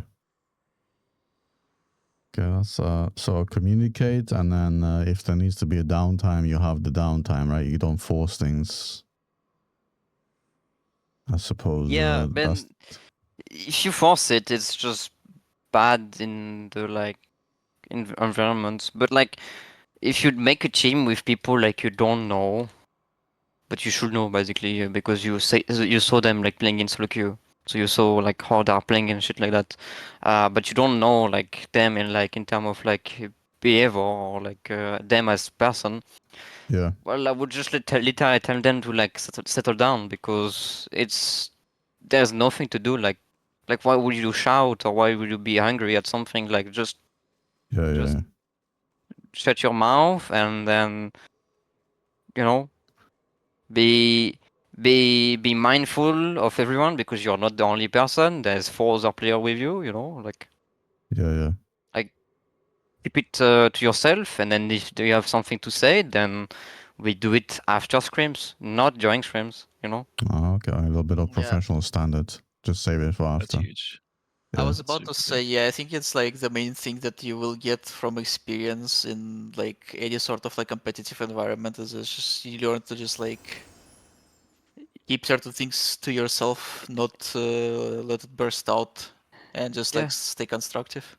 Yeah. It's like keep it to yourself on scrims. Then when you do VOD review and like discussion after like scrim, then you can be like point out. So I figured out I would speak about this. So you you know like you give like something like constructive, not like hey you played like dog shit, you know, like just constructive, and you're like pointing out or shit like that, and then you give like a VOD and like you show it on VOD and you point it out like this is actually good. Yeah. Okay. Because you need like if you're in a team and you do scrims and then you want to build it to become like stronger, then you have to actually play play until like the end. You know, like it's like you you play, then you do one review, and then you discuss a bit, and then we're done for the day, you know. Because most of the team in Europe, they just like scream, and that's it, or they just don't scream at all. So there's a few teams on Europe that don't scrim, but they get involved. Okay. Man, I have an example. So during CCRC, you had like Mizora's team that didn't scream. Oh yeah, that's as well is very tilting. So they didn't want it to scream people because it had like the wall like whatever like Nergo like Queen Trade, and Nergo had his own team, but like you don't really have a choice to just scream people in general, because if you don't scream, you're gonna be dog shit, right? Yeah. Because you don't have gonna have any experiences. So just shallow your like ego and just scream them, and that's how you get experience. And it's what I don't like to like in Europe is like people have ego, too much ego even, and they're like, I don't want to scream this person because well, I don't want to scream this team because there's this person in this team, you know. Yeah. And like Drop your ego, yeah. Drop your ego, huge. yeah, just play and become the best instead of like being a pussy and then be like, I don't want to scream them, you know? That's like another thing that Huge. I had in previous game is that's like you never know when the enemy team just comes up with some random shit that you will lose to no matter how good you are. I mean, I'm saying those words because it's literally what Jay told me. It's literally like, just shallow your ego and just like scream whatever. It's like moving, you know? Like during CCRC, Jay like kinda coached like my team. Like we were called like big time. And so we had Jay like coming and then he was coaching us. Thank you again for that, by the way, Jay. It was No cool. worries. And I You can deep kept throat each like other after. Relax. yeah, I kept most of the information that this literally told me, like in everyone. Like I know that Ovan and Blazons kept most of everything, so That's good. That's good. Sharing is Appreciate that. caring regions. That's how you become better. Though. That's how you reach the high echelons. Like unironically, like withholding information does not make you a better person. I mean the current Or team not we even have, better person, but better like gamer. yeah. So like the current team that we have, we literally told everyone to like record their gameplay so we can do like a one review like after Scrim, not directly after, but like a day after or something like that, so we can like see what's going on basically. Yeah. It's also And it's also the quickest way for other people to point out your weaknesses, and you can improve them before a big event. So if you show your VODs or your streams and people trying to counter you, or like the enemy team sees that stuff, they'll come from angles you did not expect. So that's like huge for your benefit. It's insane. And then like for example, well, I'm just speaking about it like all of this, but it's like still LP like related placement, because I remember that when we started doing LP, our placement was literally like the most like awful and dog shit placement ever. Because you know in solo queue when you start a game, like the placement at the start in the mid is very like important, because if you all pack in one side, you're just gonna get bombed and everyone's gonna die, right? Yeah, positioning. So we learn to fan out and to actually like have position. Everyone have a position, range like more behind, and then like melees like fan like around the mid, not together, but like in the line of sight of the healers and the support, so they can still get healed and then shield. And yeah, basically Jay told us that, and then yeah, we stick to it. Yeah, I mean in LP it's very like. In LP, you have full control to make sure that there's always one person challenging the crystal, and then if that person, which is usually going to be your backline or your healer, that's walking the crystal, as soon as they get pressure, they back away, then the melee or the front line start taking care of business and winning that objective from them. And that's something that I saw from the later teams that were doing that a lot, so that was very good. I feel like... I do want to say that the casters need to make a better job at like pointing stuff like that out, so even then solo queue players can benefit from that. Because in solo queue you still see people dogging on their fucking objective without having any game sense, and it's like, yeah. I mean, that's solo queue. It's not the same. I mean, Yeah, it's but you can learn a lot from LP. It's just you need people to point out basic stuff like that. Like obviously, it's just like it's another form of communication. You know, like you just need everyone involved to do their part for the whole community to get better. That's just that's my take on that. So. But yeah, in general, it's literally like people that have experience in LP, just like ask them, and then they will like. Most of them will tell you like, yeah, I can help you. I mean, of course, it's like on their free time, so always be kind and gentle, and be always like say thank you again, you know. Because Yeah. this kind of information is like it's like gold, you know. Yeah, that's takes a. I didn't know Jay had such a big dick. Takes a big dick to share that kind of knowledge, and knowing that from that knowledge you can also get Bro, better. I mean, like You'd be I know surprised where how Jay selfish I comes am. from. Yeah. I mean, I literally know where Jay come from. Like, he literally like was like the newbie of like CC, and then now he's like one of the best player in NA. So, or even like the best player in NA, and Yeah, I'm simply just passing it on. yeah. It's No, how, it's it's like, how I you know. learned. And then I think Jay. I know that. Sorry, go on. I know that because I still spoke a lot with Ronka, and then like Ronka, I think you went in like Ronka team, like the first one, right? As we'll see. Yeah, and you were like very new, and then they thought you like they made you learn, you know, like everything, and then now you're like surpassing the sensei, you know. Yeah, pretty much as really being open and like being a sponge. Like I think my first after we got like I think my ass kicked in one of the I forget which tournament it was. It was like a prelim before I was like I like and Midori was on the enemy team. I instantly DM him. I'm like, all right, what do you think? I want to get into a conversation about what can I improve on if I can literally sponge any information I can, and then my rule of thumb is even if you disagree with the advice you're given, I think it's good to listen to any side.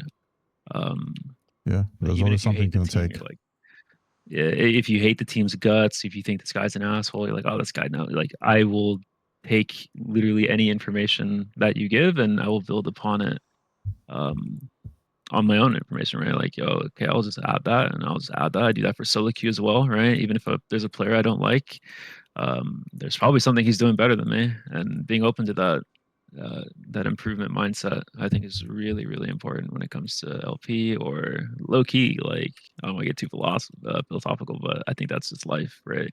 Being open to anything, even if you don't like it, seeing what you can learn from it, and then moving on from it.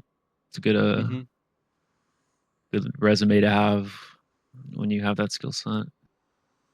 But Yeah, I mean, it's the same backdrop for World of Warcraft, right? Like I remember back in the day, people used to hold off knowledge for like comps, like let's say rogue, mage, paladin, or something like that, right? They would used to hold that information back, right? But eventually, they like the top players realized they're like, you know what? Like everyone deserves to know this. So now it's become like it's become like a kind of like a fantasy football where you're like, oh yeah, this pre-made group is using this comp, and this comp, and this is their flag carry example.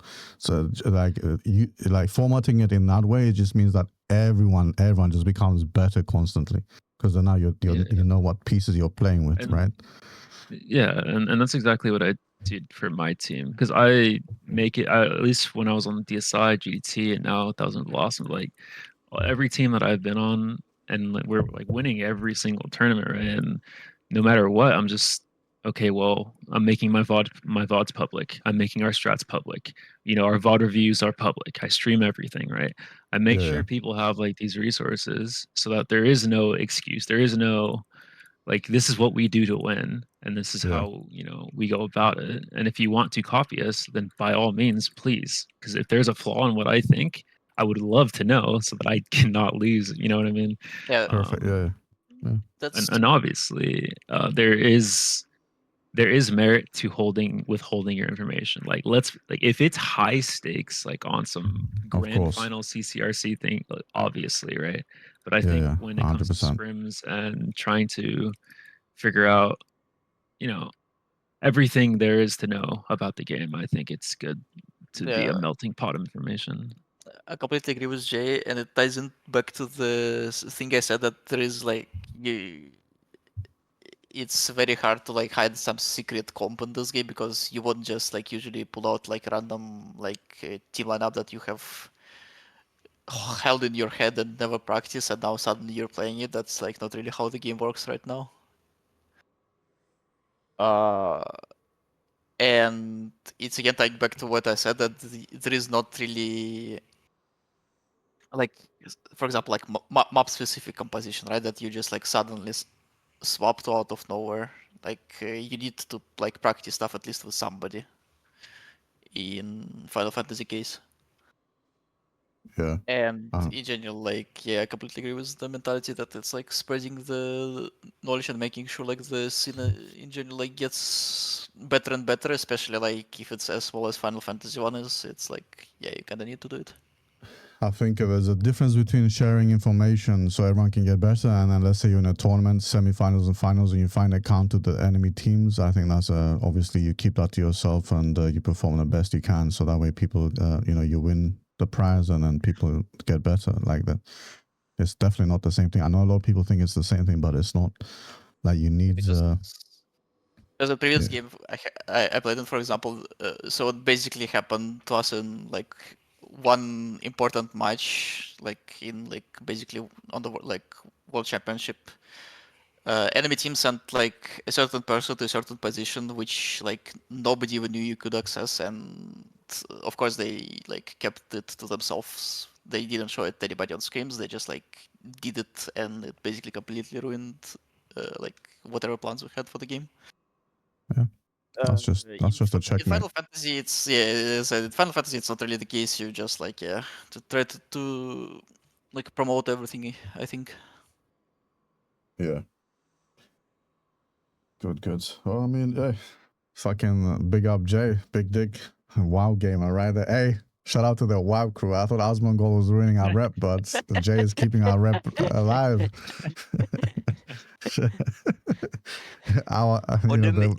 the You WoW have a League of refugees. Legends player? What do you mean you have a League of Legends player literally playing WoW and is literally one of the most like viewed WoW streamer now? That's my King Tonka T baby. Hell yeah. Jesus Christ. Хорош. That's my war chief. Loctaro Gar. Ooh. Okay, but so talking about LP, what are you looking forward to LP, and what do you want to get better in the future? Like, what's your like? What are you hoping Square Enix does for LP to make things easier for you lot? Well, Let's start with Noodles and Yato. let's see. I mean, if you look at China, because they do a lot of LP, but it's a bit weird though because it's not the same like producer or like the publisher. It's like another publisher in Square Enix. They literally have like LP season in CC like every season, and they literally like gain like the like latest iPhone. It's crazy. Like if you get a rank one, your team gets rank one, you have the latest like iPhone. Okay, it's a bit boring every time because it's the same team winning every time, so they always have the latest iPhone. It's really funny. Um, but like I feel like they should like bring back like seasons in LP, so you have also a solo queue and LP season.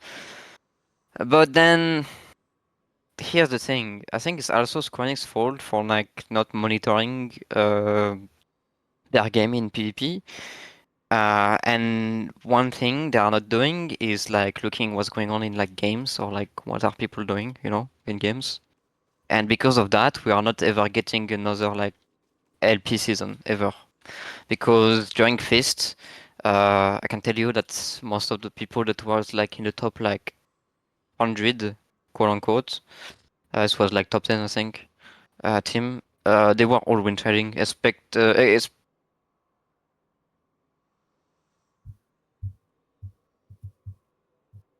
What the Kind of fuck? about it. I got kicked for my own Discord. Oh. What the fuck? So I was just saying that in Fist, like people were like win trading, and Square Enix didn't like monitor anything, so they did the easy trigger, which is like stopping doing like a PvP season with LP. So stopping like the team PvP season. Classic Square Enix. Instead of putting in the effort to do some work, they choose the opposite. Yeah, I don't know what like the team system is still in the game when it's like literally useless. But because before it was useful, but now it's like useless. So yeah, I don't know. Yeah, that's kind of my input. I think it's Square Enix's fault for not like monitoring anything, so we can't like really have like LP anything. But yeah. Oh yeah, and then a draft mode. A draft mode would be cool, but like there's not enough like jobs for that, so it's over. Okay. What about you, That's Noodles? it. I think like I would like to see like team queue, or at least like being able to queue up with another person for casuals, because there's no way to practice communicating outside of scrims, right? And I feel like it's really difficult to like guarantee you're on the same team as somebody that you want to practice communicating with, and then also not feel bad about just like stomping casuals because you're communicating, right? Like I want that to actually be built in the game so that like there's somewhere to practice without having to have 10 people. I mean, I have seen a very funny thing that we have one extremely good player on EU, and because like the ranked is not popping, he just tried playing in casuals and he lost like 8 games in a row. It was absolutely hilarious. So it's like there is like absolutely no way to practice it, like stuff outside of scrims. And yes, you can blame Square Enix for it, but if you want to like practice on a certain level, you just have to do scrims. Unfortunately, you cannot run away from it. And I don't think we realistically have a population to like support like the teams at the moment, like team game mode. Yeah, but we're not here to shoot ourselves on the foot. We're not here to cuck ourselves. We're here to demand some shit from fucking Mr. Square Penix, all right? So I don't want to hear that, yeah, you have to go out of your way. No, motherfucker. Square Enix needs to do some fucking Make work. this game an MMO again. Let us Yeah. play Hell with each yeah. other. Hashtag whatever she said. Can we speak? I would Can like we to play speak with in, my friends, please. Can we speak in chat as well in the PvP like chat? You know, and solo Yeah. queue would be cool as well. That's weird. Yeah, should be able to communicate in chat. But I haven't done talking. But what if you remove the solo queue and keep only the team queue? That is not gonna change anything.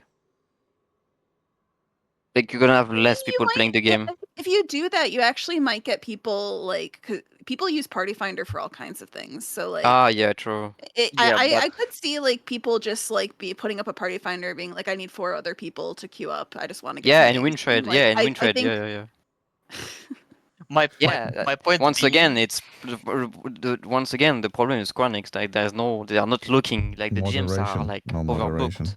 Like they are understaffed, and then they are underpaid, and then they are overbooked, and then like like the problem again is like Square Enix has like no, they can't monitor everything. So no, my point being, it's like keep the solo queue for like casuals, but like if you want to play competitive, just only like group queue or something like that. there is group queue right now, by the way. It's in the game. You can do it, but no one's doing it. It exists. Just look in your duty finder right now. It exists. No one is doing it. You can queue Yeah. as Ffxiv, and then you can pop with someone else. No one's doing it. So Wait, can you? what? oh wait, no, it's unique system. Never mind. Okay.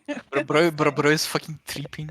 Yeah, yeah. Okay, never Bro, mind. wish Like, is this bro guy gonna wishes come back, Square you Enix. know? It was okay. Yeah, no, Wishful thinking. I was like, yeah, they kept it surely. No, okay. Well, then I guess the team like system is literally useless now. I don't know, man. Yeah, but like I completely agree with Jet. It's like the thing I personally say when we're just like discussing V trading, where we're discussing speed hacking. It's like, yeah, sure, like players are doing that, but ultimately it's like Square Enix who have to enforce shit in their game.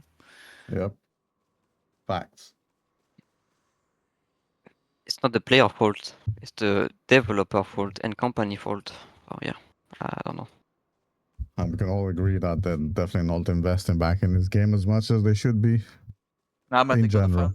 they need to fund the next NFT game that will flop in like a month. Next NFT game. Also, what you're saying is we're going to see meaningful changes in 3 years' time. That's how long it took them to get away from NFT. I Oof. mean, if you speak about Final Fantasy itself, in my opinion, I don't know if everyone's gonna be like completely like agreeing with this, but I think that this expansion they should have done like a clean plate again, like in terms of like skill and just like hit on every one job, you know, because it's what they were doing like every expansion. Every expansion you had like new job, and you had a new expansion, and then you had a new kit. But Yeah, I mean, like that's the problem. this time they didn't do it. They've done many things with this time. They use PvP as a They- front cover and as a selling point, but it was released so fucking late into the expansion that they shouldn't have done that. That's basically lying to your customers. You mean in 6.1? 7.0. Oh yeah, true.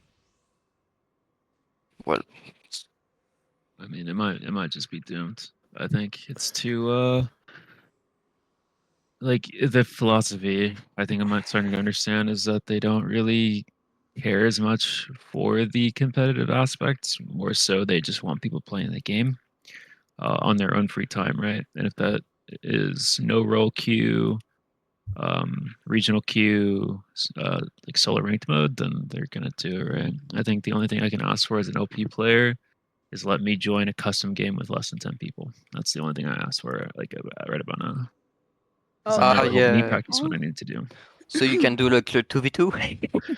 I mean, so I could do dumb shit, right? But like at the same time, like so I can see, so I can visualize damage, so I can I wanna see work placements, timing, spawns, and so everything.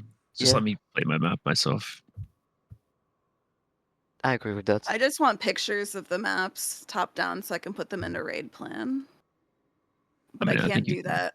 I think you can rip those now because we have them. Oh, really? Just use the Yeah. funny plugin. Yeah, I want those. Yeah, What did you can rip say? the map and enlarge it. But Huh? What it was used on the world's first race. What everybody knows about that one. Yeah. The Japanese flag? You mean? Excuse me? yeah, never used, and don't know what you're talking about. Never used. Yeah, same. But yeah, just easier. Just like let me play the fucking game so I can like it's so dumb that you need 10 people because it's actually kind of hard to do to get 10 people all in one spot. And just if you're testing like sync or combos or like anything, you need 10 people, even if like half of them are AFK. I think it's the stupidest Yeah, thing. that's like I agree with Jay. It's like really obnoxious that you wanna check. I wonder if how this ability interacts with this ability, and the fact that if you need more than just like 1v1 for it, it's just like, yeah, you need Yeah. 10 people basically. It's It's really stupid. and mind you, this technology is in the game because unrestricted party exists. Like it doesn't make any fucking sense why it's not available for PvP. But okay, right? Yoshi P plays customs Yeah. himself, by the way, on JP. Still doesn't Yeah. exist. It makes zero sense to me. But I mean, if there's something to Okay. ask for that's realistic, I think that's the next thing that I So would that's ask like a for. huge quality of life as a LP player, so you can just test and communicate and do things on a smaller scale, so then you can upscale it to like the big performance. 100%. I mean, it's coming from a music background, it's like being able to isolate a measure and then going back and playing the whole thing, right? Like you just can't do that. You have to play the whole game with 10 people. And Yeah. yeah. Yes, for rest of the game, I just think in general, like PvP also included, is that I just hope Square Enix like realizes that it's like one of like maybe like the only thing that is keeping their like company more or less afloat right now is just like the rest of the stuff they're experiencing, and they will actually fucking start putting money back into it finally. Especially given how like population is dipping at the moment for the game. Fair. The only thing that's keeping me in the game, to be honest, is like everything else than PvP. Literally. You know what else is keeping me in the game right now, ladies and gents? The fucking Akira Files. How about we start Yeah, okay. having a little 10-minute talk about the Akira file, the Akira Hawk. I don't know. It's like quote unquote like internet revenge porn bullshit. Like like most of the information are wrong as well. Like they're saying that Akira is literally like the revival like owner right now, but it's not since like a few months. Okay, I don't know. they've gone like next level. So if we're gonna switch over to this topic, do you want me to invite my my professor friend? Yeah, bring your professor friend in here real quick. Okay, let me Tell him to invite add me in general chat so I can give him the podcast role. He Yeah, might need this to go is to the like- welcome section. You said professor friend for the Akira Files? Yeah, he's Yeah, full. he's a professor bringing a of PhD. philosophy with a PhD in ethics, and he worked at a safe sex store for 4 years. So he has a lot to say about. In this podcast, Jay, we're bringing in the big guns every time. He's truly an expert in the field, 100%. This. I brought Exactly. the NA and EU Yep, Avengers last time, and this time we're bringing on a full-on certified PhD doctor for the Akira Hawk Files. Yeah, we've been stalling for 2 hours for this one. That is crazy. That is crazy to me. This is where the content is, right here Dude, on I this look- stream and this podcast. I looked at the doc, bro, and I was just like, can we just like queue up? You know what I mean? Like, be for real. This cannot be real. Nah, man, and it too much likes their fucking dramas and shit. So ridiculous. It's really funny because I like rejoined like the EU guys like about a month or so ago, and there was already like 3 fucking documents dropped on an A. I'm like, bruh, can we stop for it's- like a week? We do that when we play like LP and play the game. It's actually insane. But I mean, the win trading problem was kind of a thing, but nowadays it's just no, it's not Okay. even win trading anymore. I got some weird boy shit. Let me It's tell like you. it's like people being like heroes instead of like saying it to Square Enix. I don't know, man. It's just glorified Twitter at this point. Like, I don't know. Yeah, that's like actually I think what everybody on EU said when they like when we're discussing this stuff there. It's like yeah, but like they're also basically been trading in reverse, so Yes. they're it's like Hey, so your friend- stupid. Reverse win trading. Your friend should be able to Reverse see trading the is crazy. podcast channel now. Noodles. It's like I personally don't condone them for doing that, but you're still been trading. Look, my hands are up, man. If I say anything, I'm gonna get a. It's like again we're I'm circling back. I'm gonna get my ERP docs leak. Unfortunately, can't be Fuck. having that. I can't say anything too crazy. It's like again we're circling back to the fact that this is like Square Enix is like just not policing their shit properly, unfortunately. I need to run by some of these ERP blue texts against our professional standard guy here. I need to read these out on stream. Maybe censor a few words here and there, bro. They're just too quotable. Low key. Kinks from the F list. Big bold letters of racism. Oh, that's gonna be great. Can't wait. Wait, you haven't checked It's the like document first? so when they call racism, it's like BBC basically. Okay, so he is a snow kitten, snow leopard. Yes. No, Okay. no. He liked the snow kitten. He's not the snow kitten. Or he No. likes us. Yes. Is the bull, you know? It's like Oh, he's the bull. yeah. Yeah, it's the bull. Yeah. I cannot believe what I'm hearing. It's- This is an educational stream, ladies and gents. Wait, Yeah, what? I mean the like you know like I know that's like all those slang and like internet talk. I mean it's more like Final Fantasy talk more than anything. But yeah, since I'm like inside it, I know like all of those shit. Wait, what other document am I missing? I'm just have the big one. The Akira Files forward. This document, alongside the corresponding Twitter post, have been compiled to establish the following facts beyond dispute. Here's the expert. Con is here as well. Okay, welcome, Con. I need NA connections to give me screenshots of random things that have happened in NA to use for me video man. Yeah. I could ask, or I could look around. I'll see. Yeah. I think. But Can Any you scre- just link any him the Midori?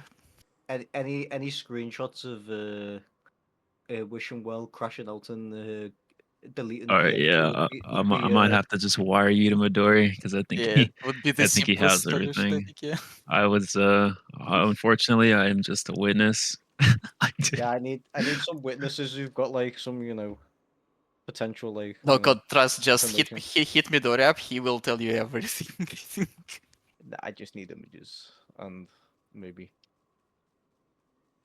Discord screenshots. Will be All useful. right, here we go. What says? Content warning. The material within this document is explicit and contains themes including but not limited to sexual content, bestiality, homophobic and racially charged language.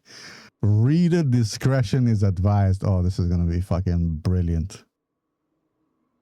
But it's yet kind of light, and I think Yeah. added quite a bit. So good at everybody. So the current status, Akira Hawk is presently the owner of FFXIV PvP Revival That's Community wrong. Discord. That's He's false, not yeah? the current. is- Yeah, it's not the current one now. Okay, Yeah. cool. Not anymore after the shenanigans.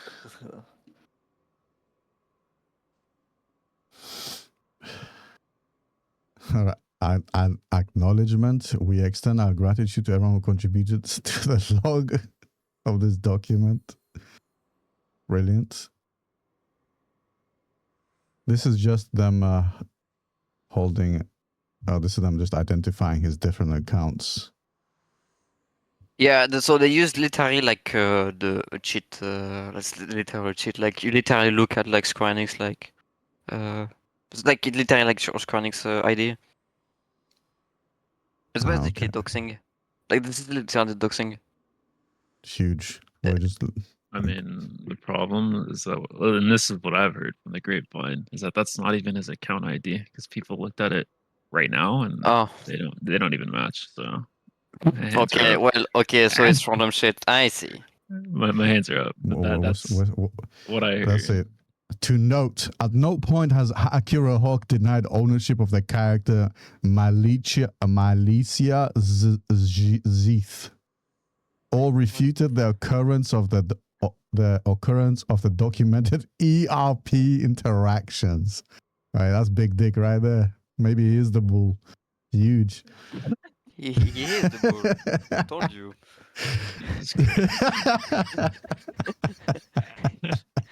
Is literally like the Look. F list. If you look at the F list, it says like epin cock, which is literally a horse cock. And then God. all the BBC bull all have like an horse cock. So British born Chinese. What are we? no, BBC is like big black. Yeah. I see. Absolutely insane. What the part that baffles me is like what? So you get rubbed the wrong way in PvP, so you leak ERP docs. Like, okay, yeah, I don't know. I don't really get it myself, but I guess that's like a thing. Yeah, I 100% disapprove with doxing anyone. You're fucking retarded and a fucking clown if you do this, and you Right, deserve. but like, hear me out though. Like, even if It's- you do, who the it's- fuck, who cares, man? Like, It's literally Final Fantasy text, ERP, who cares? Yeah. yeah. And it's a Check- video game, come on. The evidence was gathered over a multi-year investigation period. Damn. It's weird because there's only like 3 pieces of evidence, and they're literally just the ERP docs. They're not information about like, oh, this guy pressured me to keep doing stuff even though I didn't want to. Like, there was nothing coercive about it. Like, Okay, so just 2 grown-ups just gooning at having chicks with male genitals, or like.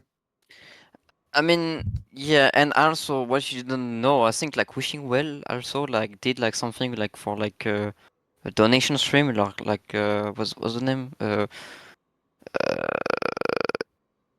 It's not donations, like how do you Yeah, call it? the charity thing. Charity stream. Yes, Wishing Well is Right. doing that, right? He used to, like, way back in the day. I think one of the tournaments he ran was like a donation charity thing, but I think Yes. after that there was like a crash out between him and another not just member, but like a tournament organizer. Him and Okay. like PD Primal or something, and I was just like, oh, and then that crash out happened. He's been like quiet, and then he randomly pulls up for this crash out, and I was like, oh, okay, well, I mean, American I'm people not, just love crashing out. I love it, bro. dude, I'm too much has happened, man. I can't give a fuck. I'm out here waiting for Monster Hunter, and I'm just playing LPs. It's so I don't know what's based. going on. Yeah, So I don't know what's going based. on. Also waiting for Monster Hunter World. That's gonna be so sick. Yeah, you better play with me. All right, I'll pull up. I'll pull up.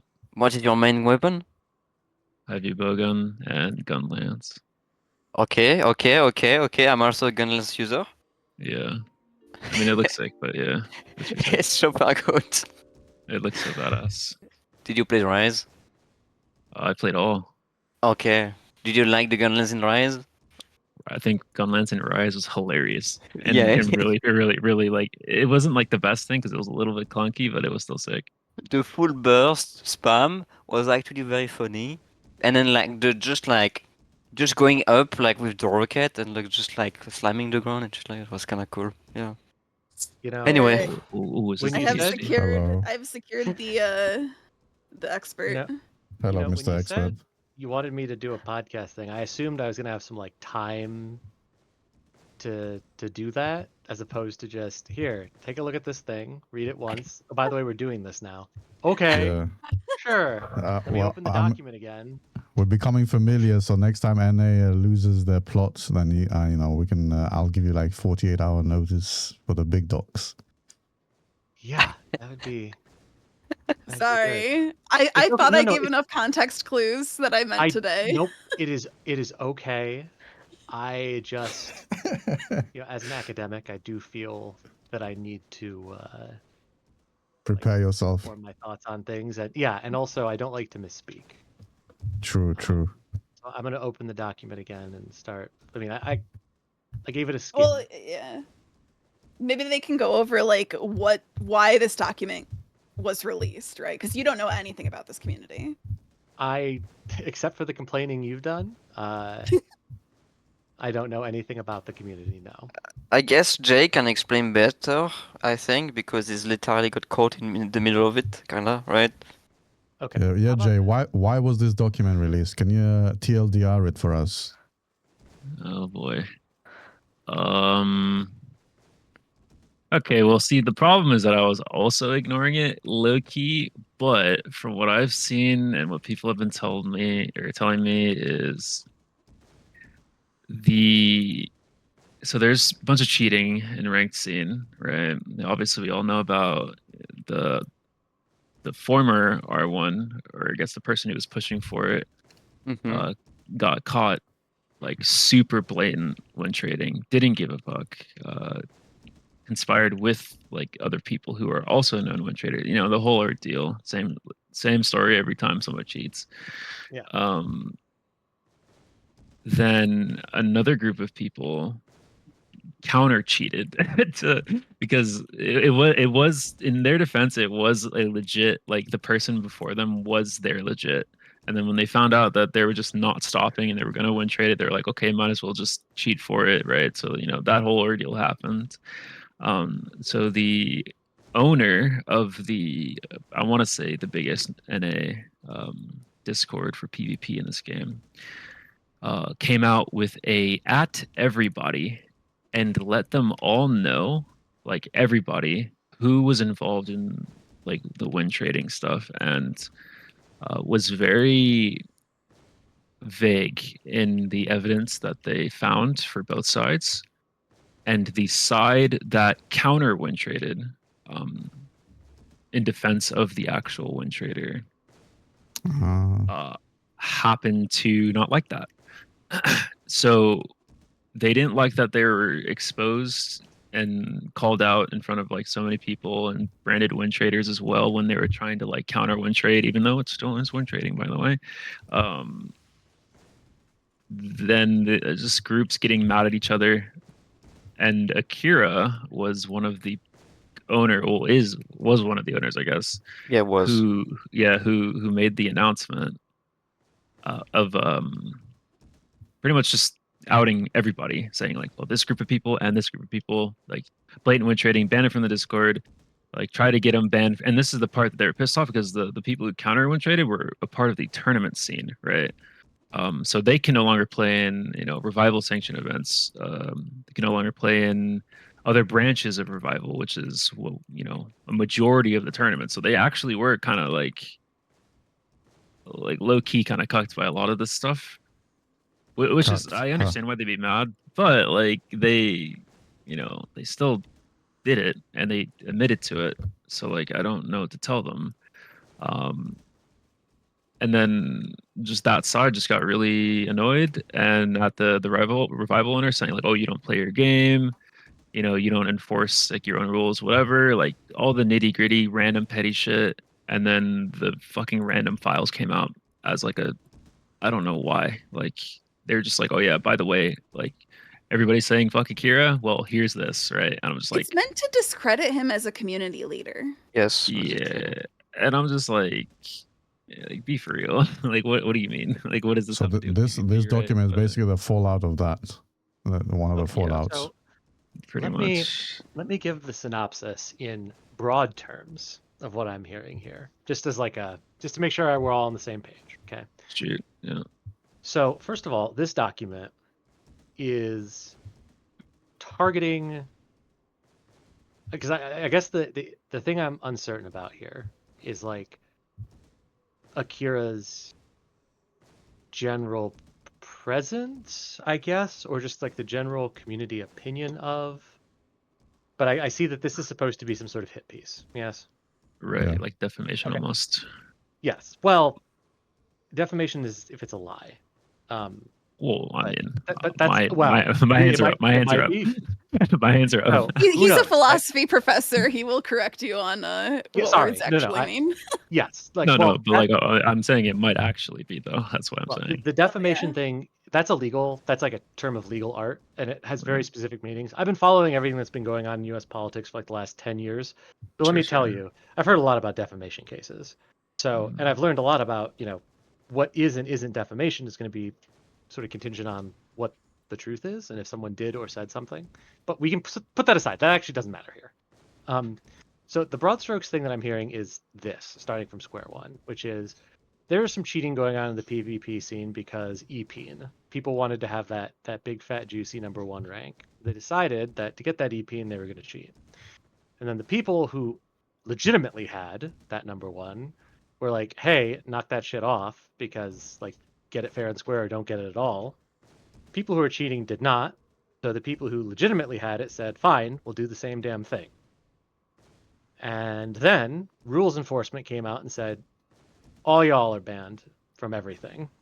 I don't know if there's a history on either side of this sort of behavior, because to me it seems excessively punitive to, like, if there's cases of like win trading that are going on, whether it's one party or multiple parties, it seems strange that there's not at least a, hey, here's a warning, here's like an official warning from the community that if we hear more about this or see more of this, you're going to get banned.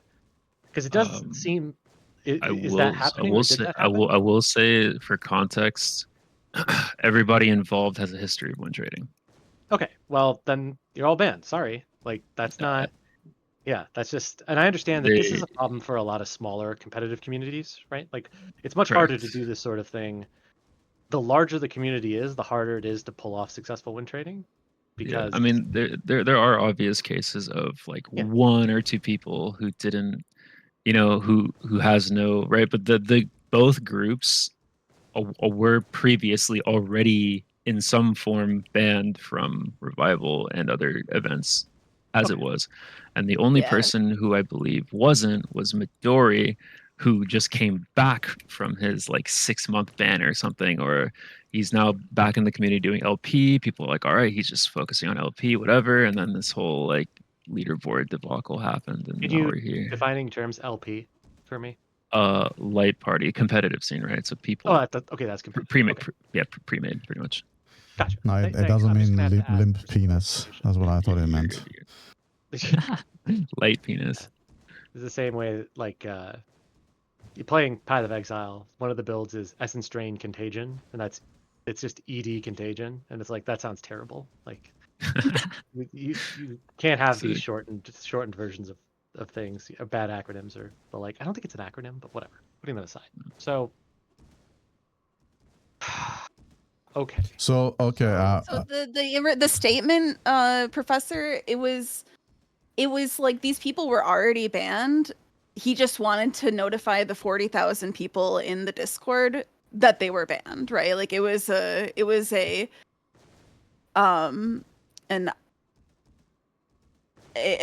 announcement, right? Like it was like at all. Yeah. It was a go ahead. Clarification.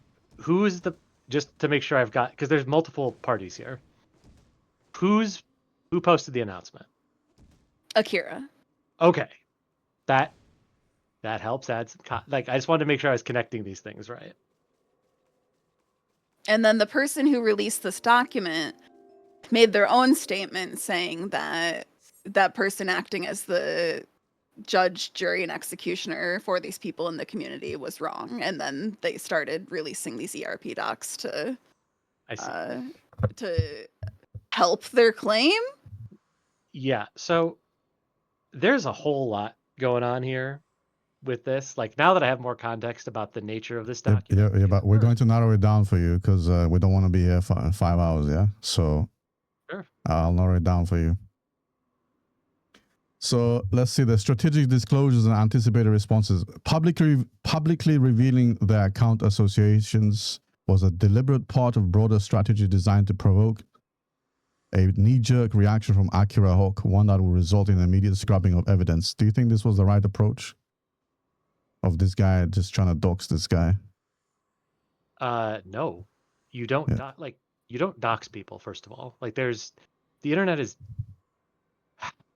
anonymity on the internet, for all of its pros and cons. It's like one of the things that you're supposed to have is some amount of privacy, right? Yeah. And this is in a way it's blackmail. That's like I think the easiest way to look at it. Although I guess it's not even blackmail, because I don't know what they're hoping to get out of it in that regard. Normally, if you're blackmailing, just trying to ruin his image, I suppose. Yeah, you're just trying to. In that case, you're just trying to ruin their image. And I understand that. I can understand now why defamation was cited earlier. It's not, but it's also not okay. Like you're violating this person's privacy. In a way, it'd be like more like the following, which is, say that I'm a community lead somewhere. There's some small communities where people know me, and someone gets access to my browser history. And they're like, oh, I know exactly what type of porn this guy watches. I'm going to share that with everyone because I don't like this guy.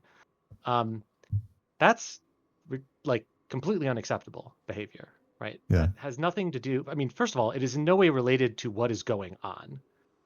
That's what's happening here right now, I think. Yeah, exactly. That's exactly what's happening. This is completely unrelated to the actual behavior that's being discussed. And look, people have kinks. That's just a Yeah. fact. Everyone has their kinks, their fetishes, these things that are private.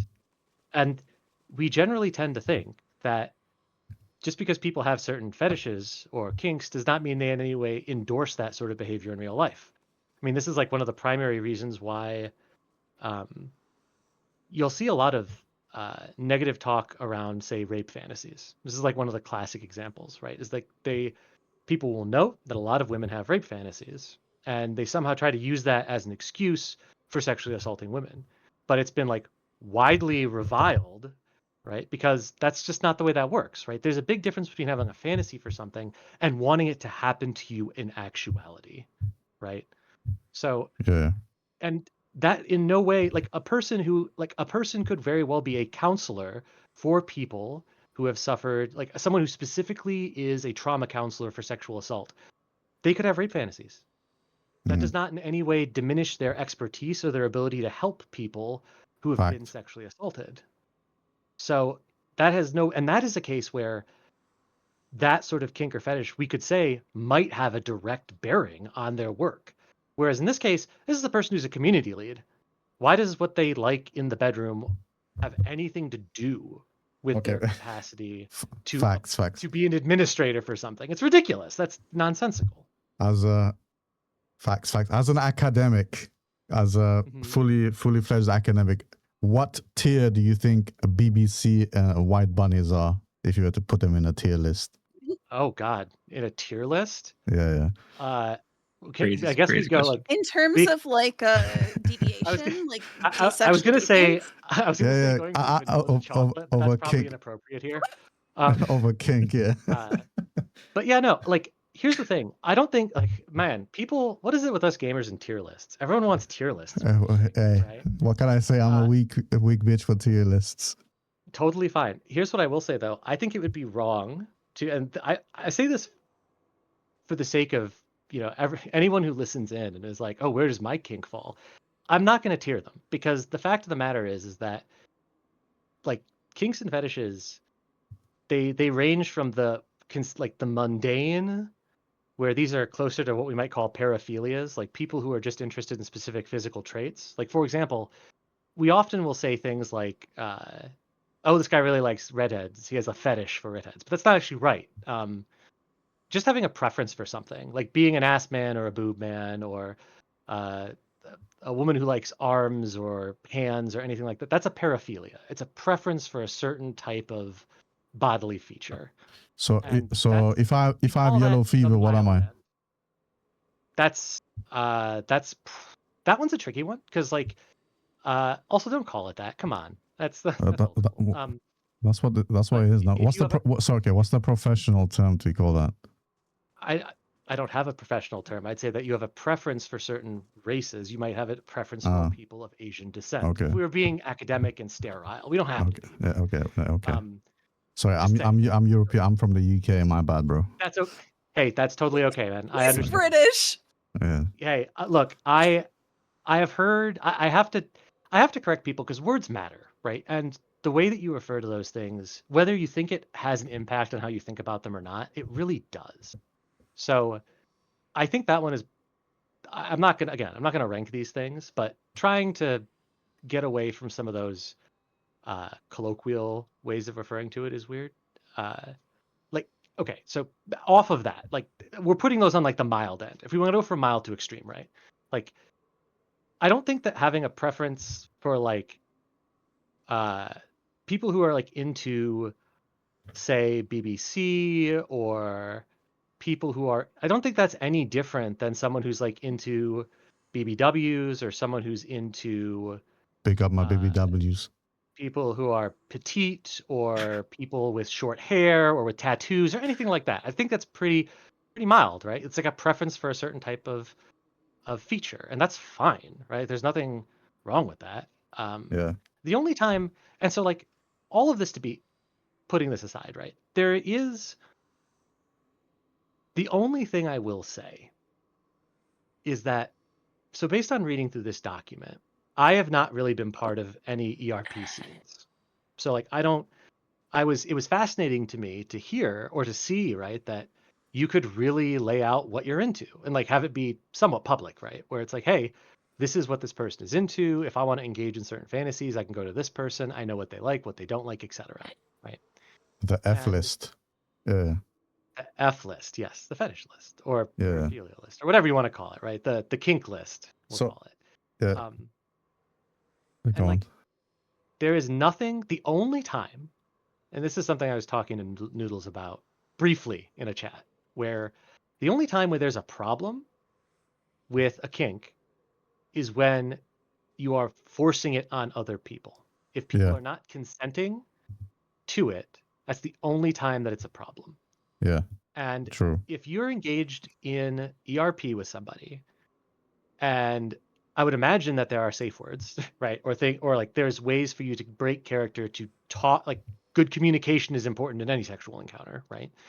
And if they start using terms that you don't like, you just tell them you don't like that. And if they don't stop, then you break off any sort of sexual relation with them, whether it's digital or otherwise, right? And Yeah. True. that's how you handle that. That's how adults handle that sort of thing. Yeah. And like, look, if it's the case that, say, again, we shouldn't even be talking about this because it doesn't matter, right? But for the sake of being like fully covering the issue, it might not be a good thing if you're forcing your kinks on others. That's something Yeah. that is not commendable behavior. You're kind of blameworthy for acting wrongly in that case. Yeah. So to pick up on that So what extremes, in this case? Like to pick up on that extreme scale of yours, let's say I wanted to be like a brown girl, like a little bit of a helium bimbo. I Oh wanted my to god! pose. Why are you taking example of me? Wait, what bimbo? I Helium have no bimbo. idea what you just said. What does No, that no, mean? it's basically like a thick girl with like tan sticky skin, basically. Yeah. How Okay, on I'm on just an gonna- extreme scale? How extreme do you think I would be if I were to portray myself It's as not that? extreme. It's not extreme. It's healthy. Yeah. Bimbofication is not extreme Hell at yeah. all. Like You heard that? I think, well, I mean, that one is, I don't want to get too far afield here, but I think it is interesting that like the whole thing about bimbofication is like, from what I can understand, is that the whole like head empty thing is the whole point, right? It's a lot of times people who are in positions of power or responsibility or authority want to relinquish that when it comes to their sexual encounters. That's part of their fantasy, right? Is that they don't have to be in charge. That's me right They there, can just head let empty. someone else. Me see whole. Yeah. And that's fine. That seems perfectly healthy, right? Like if someone's willing, if you find a person who wants to take charge and make all the decisions and you just get to be along for the ride, fantastic, right? That seems like a healthy outlet for you. So and I think a lot of kinks are that way. Exactly. They're I just outlets for people. I just want to be bounced around like I'm a helium balloon. You know, there's nothing wrong with that, right? That's a healthy way of like expressing myself. That's fine, right? Ain't nothing wrong with that. That Yeah, is so funny to me. but really, I mean, that should be the big takeaway here in general, right? Is that Okay. whatever your kinks are, there's nothing wrong with that so long as you're not forcing it on others. And it's your business, right? Yeah, 100%. And no one else should be digging into that. And I mean, if anything, this document is particularly concerning to me because this shows a lack of privacy. Yeah, this document is just a docs, and I think it should not be taken seriously, and it should be discredited flat out. So that's what I think of it. If anyone wants to know my take. Here's my take on that. I'm going to agree. Go on. And here's why. Is because it's irrelevant. Like, if it gets to the point where if someone has real problems with this, that can be dealt with privately and elsewhere. This doesn't have to be public information. And airing someone's dirty laundry, whether even if it's not really that dirty, is unacceptable. And this idea, there is one thing in here that I think is particularly upsetting to me, at least now that I've heard about this, is that they had done their best to get all of this information before it was quote unquote scrubbed, as if they were trying to conceal it. Well, if I heard that someone had access to my browser history, I would delete my browser history because it's none of their business, right? Like that has nothing to do with. There's this idea that somehow that's like evidence of guilt, but it's not evidence of guilt. Like if that's what they're trying to infer or trying to at least, insinuate here, that's just not the case, right? People have a right to privacy. They're allowed to have control over what other people know. 100%. Like I'm gonna read the next part here. It says here, this response was fully anticipated as the content within the F list and logs presents a deeply troubling and incriminating picture of Akira's activities. Now, how is any of this deeply troubling or incriminating? Like, this is just this person's kinks, right? Like, what do you think? Is there any of that stuff deeply troubling? No. Well, there's two things here. For the person who's disclosing this, they may see it as deeply troubling. But incriminating is a bit far because I don't see what the crime was here except to kick a cheater out of a community. So just a little bit of context for that. I think another topic that I was informed of was the whole. I think the racism part was, or the quote racism part was the kind of primary focus because it's a community leader, right? And he enforces these rules obviously within his community. And so they were like, oh, look, he does it, like he does this racist stuff and then shows all of his kinks and stuff. And then I'm like, oh, okay. Right. So It's like BBC, isn't it? So yeah. So I'm just like, okay. So is Akira Hawk the BBC or he likes BBC? He is the BBC. He's the one with the horoscope. Oh, okay. Okay. So I'm not going to be able to give you a clear answer on this part because this is actually a difficult question, I think. I will say, first of all, we can throw out the incriminating part. I don't think there's anything incriminating about this. I think there's, again, no crime has been committed here. But in terms of deeply troubling,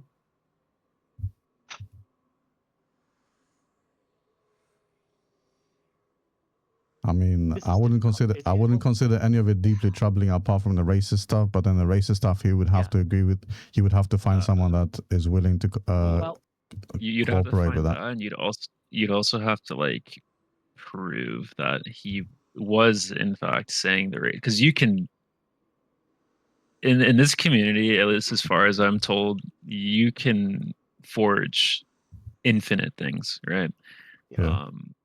So like, I mean, as far as I've heard from Akira, whether it's true or not, like he denies it. Apparently half of it's true, half of it's not. I don't know, it's a sketchy document, but either way it just doesn't seem. So two things here. One, given the nature of the document, I think that my gut instinct is to disbelieve everything in the document without rock hard proof. No pun intended in this case. That's a good pun. Because the person who's there's motivated reasoning here. The person who's putting out this document has perfectly good reason to say whatever they need to say to make someone look bad because they're mad at them, right? Like they would have to give me really good evidence for me to think that they have anything here that's worth considering. So first things first, I would not believe any of this at face value because the person who's presenting it has a really good reason to make shit up. 100%. I mean, I'm going to be honest. It doesn't help either that they're a person who's engaged in blatant win trading and cheating. Like that does not give me a good, that doesn't mean that you can't tell the truth, right? The fact that you've been a cheater in the past or that you've done bad things doesn't mean you can't tell the truth. But you have to. Is Wishing Well tied to the win trading? No. No, he's just really. He's a sideliner. He wasn't affected by the bans. Yeah. He was just a guy. He was just a guy who was like, I disagree with this. Well, it was a situation of sounds like a hater. Oh, yes, it sounds like Akira's at his weakest, so I'm gonna, do this to do whatever, right? Yeah, I mean, to be honest though, putting that aside, right? So we put that piece of that reason, put it aside, right? He's not affected by the win trading thing.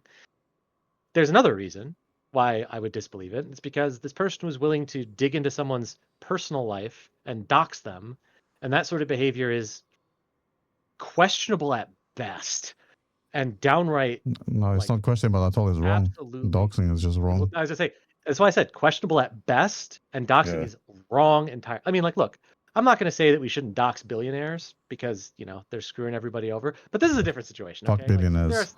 There's exceptions to every rule, right? This is a thing that even as a moral philosopher, I'm willing to say, right? Like, we have very few absolute moral rules where it's always going to be wrong to do something. All right. Because circumstance matters a lot. And in this case, the circumstances and context do not justify doxing. All right. Morally, how troubling do you think these kinks are? Animal/feral, monsters, dark-skinned partners, kink, equine cock. What the fuck is an equine cock? Horse. Oh, okay. Equine. Horse. Equine. Okay. Equine. Yeah. Okay, I see. So here's the thing. Right? Spade. Like, No. that's- Sorry, one second. Yeah. The spades, Finish up. Spades, non-consensual, and racism. What do you think of this combination? This guy obviously wanted to point these out as part of his doxing, as this is the troubling stuff. This sounds like moral panic talk. Like, you're trying to find something. Like, you're using all these buzzwords that. No, I'm literally reading it. This is the list. I know. I know what you're saying. I'm just saying that, like, for them to call all of those things out in particular, and like, the average. What do you think? What do you think their intention is basically? Like, obviously, to like ruin his reputation, basically. Yeah. Well, that's because a lot of people have problems with things like racism and bestiality, and you know what? Okay, like that's. I don't think there's anything like, obviously, if anyone is actively a racist in real life or actively having sex with animals in real life, yes, that's a problem. That's not a good thing. Definitely. But that's not what's happening here. A person is in. It's the same way that if you look to a lot of, well, if you look to searched porn terms, you'll find that there's a lot of places where incest comes up a lot. People love their incest porn. And is it actually a problem? No, because they're not actually intending to have sex with any family members. It is a fetish, it is a kink. It's there because it's forbidden or wrong in some way, and that's sexually exciting. The fact that someone pursues those things in a fantasy way is not inherently a problem. Yeah. Like, there's actually there's a really good paper by John Corvino called Naughty Fantasies that talks about this, and like whether it's morally wrong to have naughty fantasies. And the conclusion is no, it's not, because they're just fantasies. They allow you to enjoy yourself in some way, and as long as those don't manifest in real life, it's not a problem. Like, if someone uses racist terminology or engages in these sort of like race play in a private capacity with someone else who's also on board, that's okay, right? If they're a racist in real life, then yeah, I have a problem with it, right? I have a problem with it when it affects other people negatively. Same. Now, that one is, I will say this though, like I want to be fair here. There is a question about whether or not that behavior is even acceptable in terms of fantasy, but it depends on the parties involved. Right? Like, I know, like I know, what was the, 1 second, the word. Once again, this was obviously a private affair that was leaked by Yes. Exactly. It's a private affair. Like, good example of this. I'm going to use the word exactly once so we know what I'm talking about, but it's not really my purview. And it's fag. I have numerous friends of mine who are LGBTQ, and they use that word freely, and they're allowed to. And every once in a while, I'm given permission if there's a really good joke about it. But I acknowledge that I am not allowed to use that word, right? So if I'm using it in the content, so the question is it wrong for me if I'm engaged in some sort of ERP with someone to use that term? Well, is it allowed? Has permission been given? If yes, then yeah, it's fine. If not, no, it's not fine, right? Now, if there's two straight people do they have the right to give permission to use that word? That's like the one case where we could say this might be a little bit sus, right? Yeah. But again, we're getting deep into the weeds here on something that should never have been a discussion in the first place because it shouldn't have been public. Like, this is nobody's business. FF Yeah. players. Sorry, bud. I No, don't know what to you don't tell have to. Oh, you don't have to apologize to me. That Look, is. I grew up on the fucking internet. I was a B. I was on 4chan back in the early 2010s. Like, let me tell you, I've been there for the best and the worst of the internet. I know how people on the internet are. Yeah. But I'm a little bit bothered by Final Fantasy's community tools if this sort of stuff can be found like this. Like, It's that's because the game can be hacked so easily. I think. yeah, that, that's a problem. That's a huge Yeah. security issue that needs to be solved. Like, if anything, what you should take away from this document is that maybe this is not the platform where you should do this sort of thing because it's not safe. Oh. Like, Mhm. and look, I'm not saying let's not victim blame here, right? This is not Akira's fault. This is a platform and a community that has existed for a while, Yep. apparently, and Yeah. they have been able to do that in some amount of comfort. If I was I'm going to be honest, if I were part of the ERP community and I saw this, I'd be like, holy shit, we have to go elsewhere. Like, if we want to do this, we need to use a third-party platform. We cannot use Final Fantasy because anybody who doesn't like us could air our dirty laundry to everybody else and ruin our reputation in the community. Yeah. Like, this person, I will say this. In some ways, it's good that this happened because it has exposed a huge security issue. But, like, this is terrible. One person has single-handedly, like, undermined people's faith in this aspect of the community. Because I would never want to be part of an ERP community where people could access my information and know what I was all about. That's not okay. Fair enough. All right, Mr. Professor, I'm gonna read one of the ERP. You're new to ERP, right? Oh God. I have not engaged in ERP since I was a teenager, but I'm well aware of it. And All right. I want your take on how good this well, Noodles can this- tell you, I'm a pretty good writer when it comes to this. Okay. So writing I've wise, written you a know. script or two. All right, excellent. Oh, bro, So- no, it's gonna be awkward as fuck. It's not gonna be awkward, trust. All right, so here we go. The flustered trust. the flustered tigress was like Puddy in that moment, and she Can I actually eagerly say, agreed with. Before you go on, Go on. no. Before you Go go on. on, Go on. if you're intending to do a little podcast on this sort of thing, I will in the future. I would actually object to quoting anything that's in these. Oh. I think it's wrong because it is not for us to read the right. Like, someone else wrote This this. is just ERP. Yeah, it's just ERP, right? Someone wrote this, Yeah. and we are not the intended audience for this. The only person who's the intended audience for this, the people who are participating. I would actually object What- to quoting. What if I want to any be of the it. intended audience? If people want to read the document, they can do that, but I would actually say that, like, you probably shouldn't.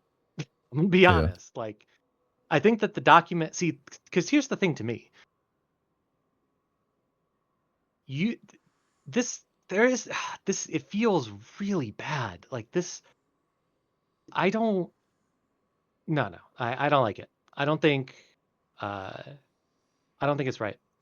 Like, if you want to if you want to reference it, if you want to discuss its existence, that's fine. But I think it's wrong to actually read the words written by the person because, again, we're not the intended audience, and literally no other human being except the person who was in that space with them at that time should have access to it.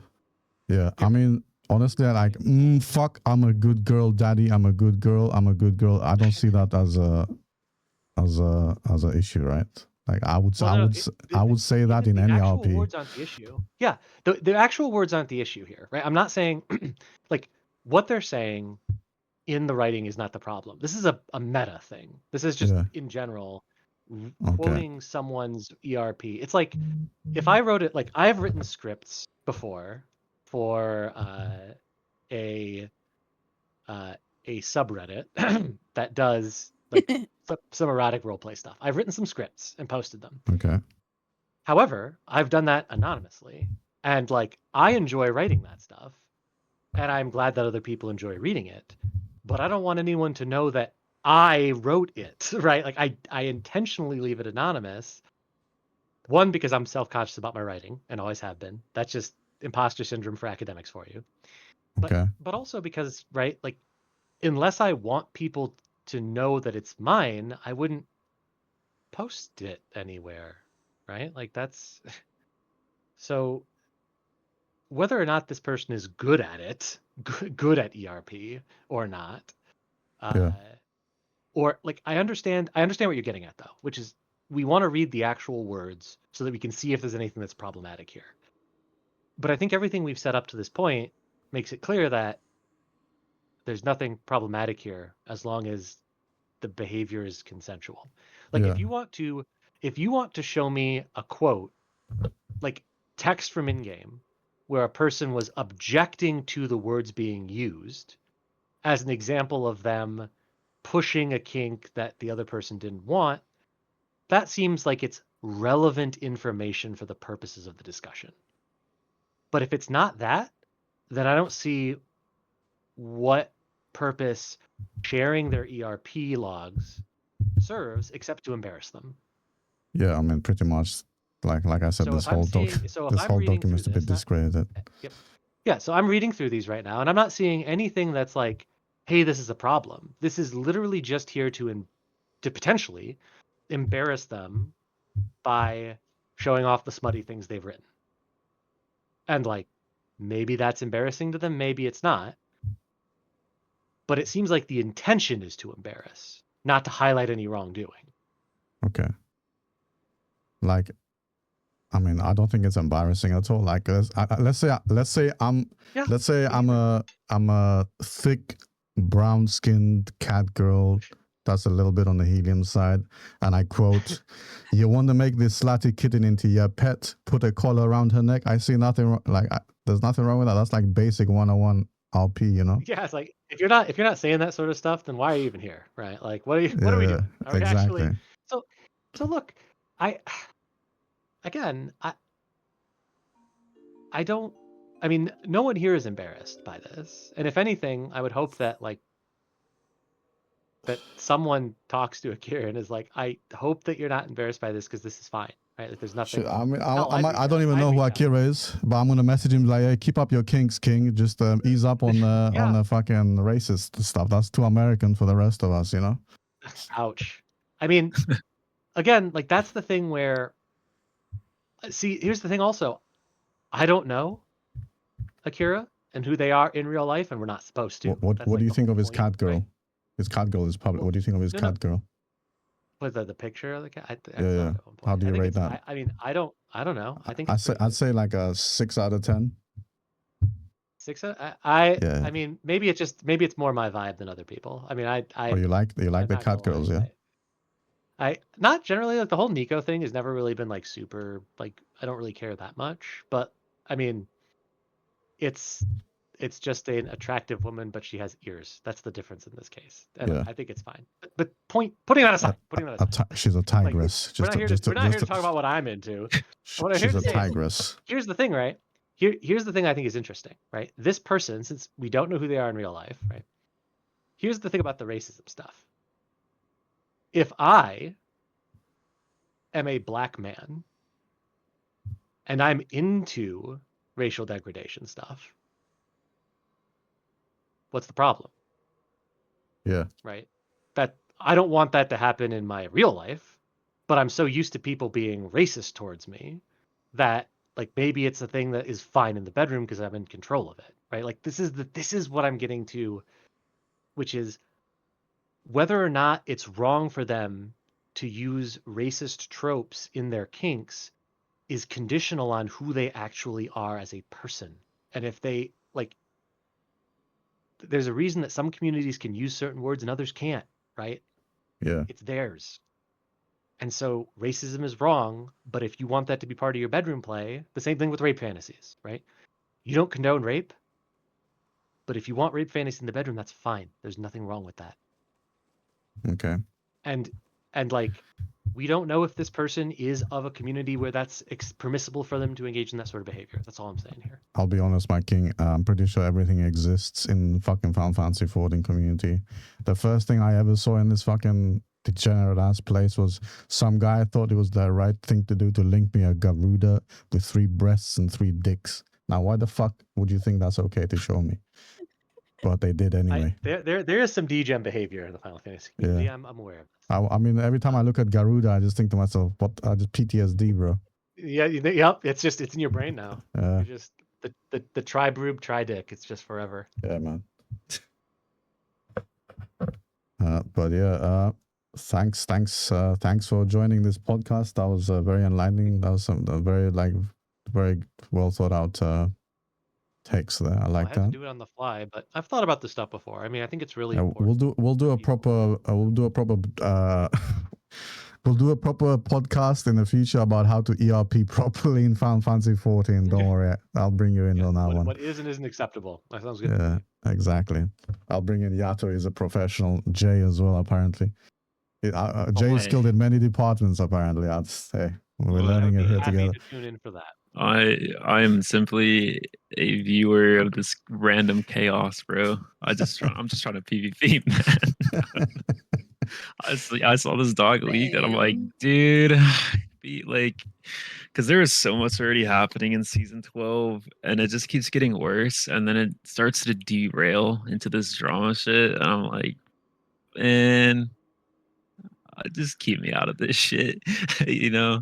100%. I feel you, bro. But Sometimes I just want to be able to queue up in PvP and play the modes I want to play whenever I want to play, you know? I feel it, yeah. All right. Big up yourselves. Can you guys spam your Twitch chat or your Twitter on my chat, please? You can post links. Sure. Appreciate you. Big up Jay. Big up Noodles. Big up. I'm not gonna send my Twitter because yeah. Just send your Twitter. No one's gonna click on it. Okay, I'll okay, click on it. sure. What Jesus should I call you, Christ. Mr. Professor? Big up, Mr. Professor. It's just Professor Buff slowly. Yeah, just link your Twitch. Appreciate you. Certainly. At some point.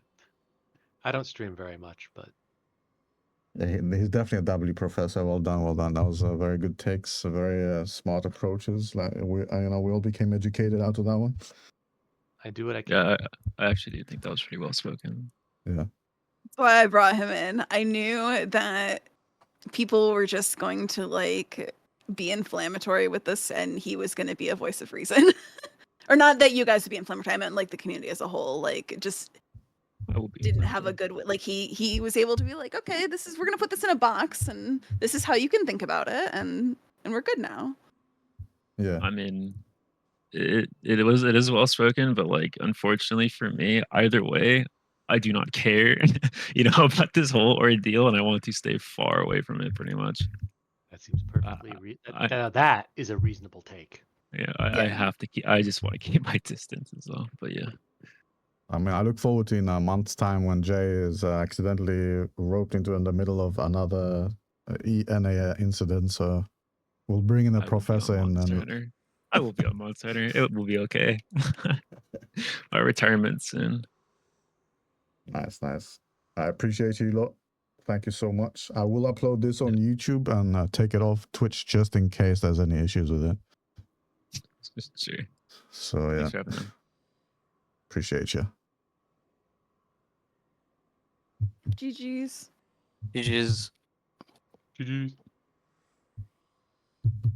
Okay, back to Wait, the fuck? Oh no, I pressed the wrong button.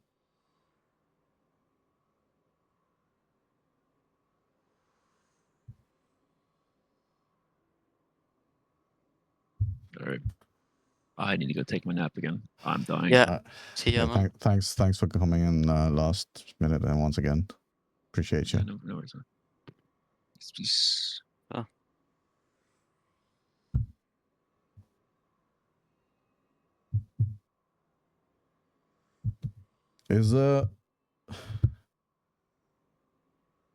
Is channel points enabled again?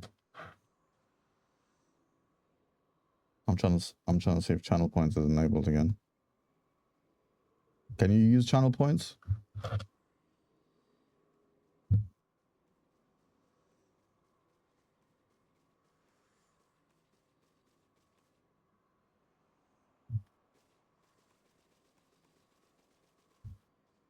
Okay, so let me enable it. Should be able to use channel points now. I think. Get scammed.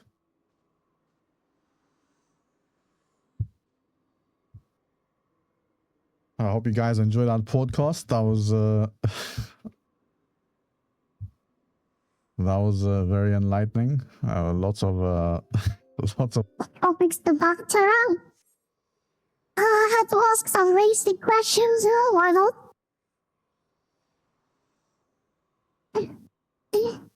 I appreciate you guys. Big brother kid, really? Are you gonna make me have that with brother kid? That's fucked up, bro. I hope on the raid train, boys and girls and everything, you know, so raid Mr. LK Siren. Okay. Sheldon. LK. How the hell do you spell it? Siren. I appreciate you guys. Big brother kiss to everyone, a big hug. Mwah. I'll see you all tomorrow for some Final Fantasy 7 Rebirth continuation. I have uploaded all the YouTube VODs. I've uploaded all the VODs so far to the YouTube channel. So all the VODs are here. Beretta VODs. This is where the podcast will be. So make sure you go subscribe to it. Yeah. I love you all. See you all tomorrow. Peace. Mwah.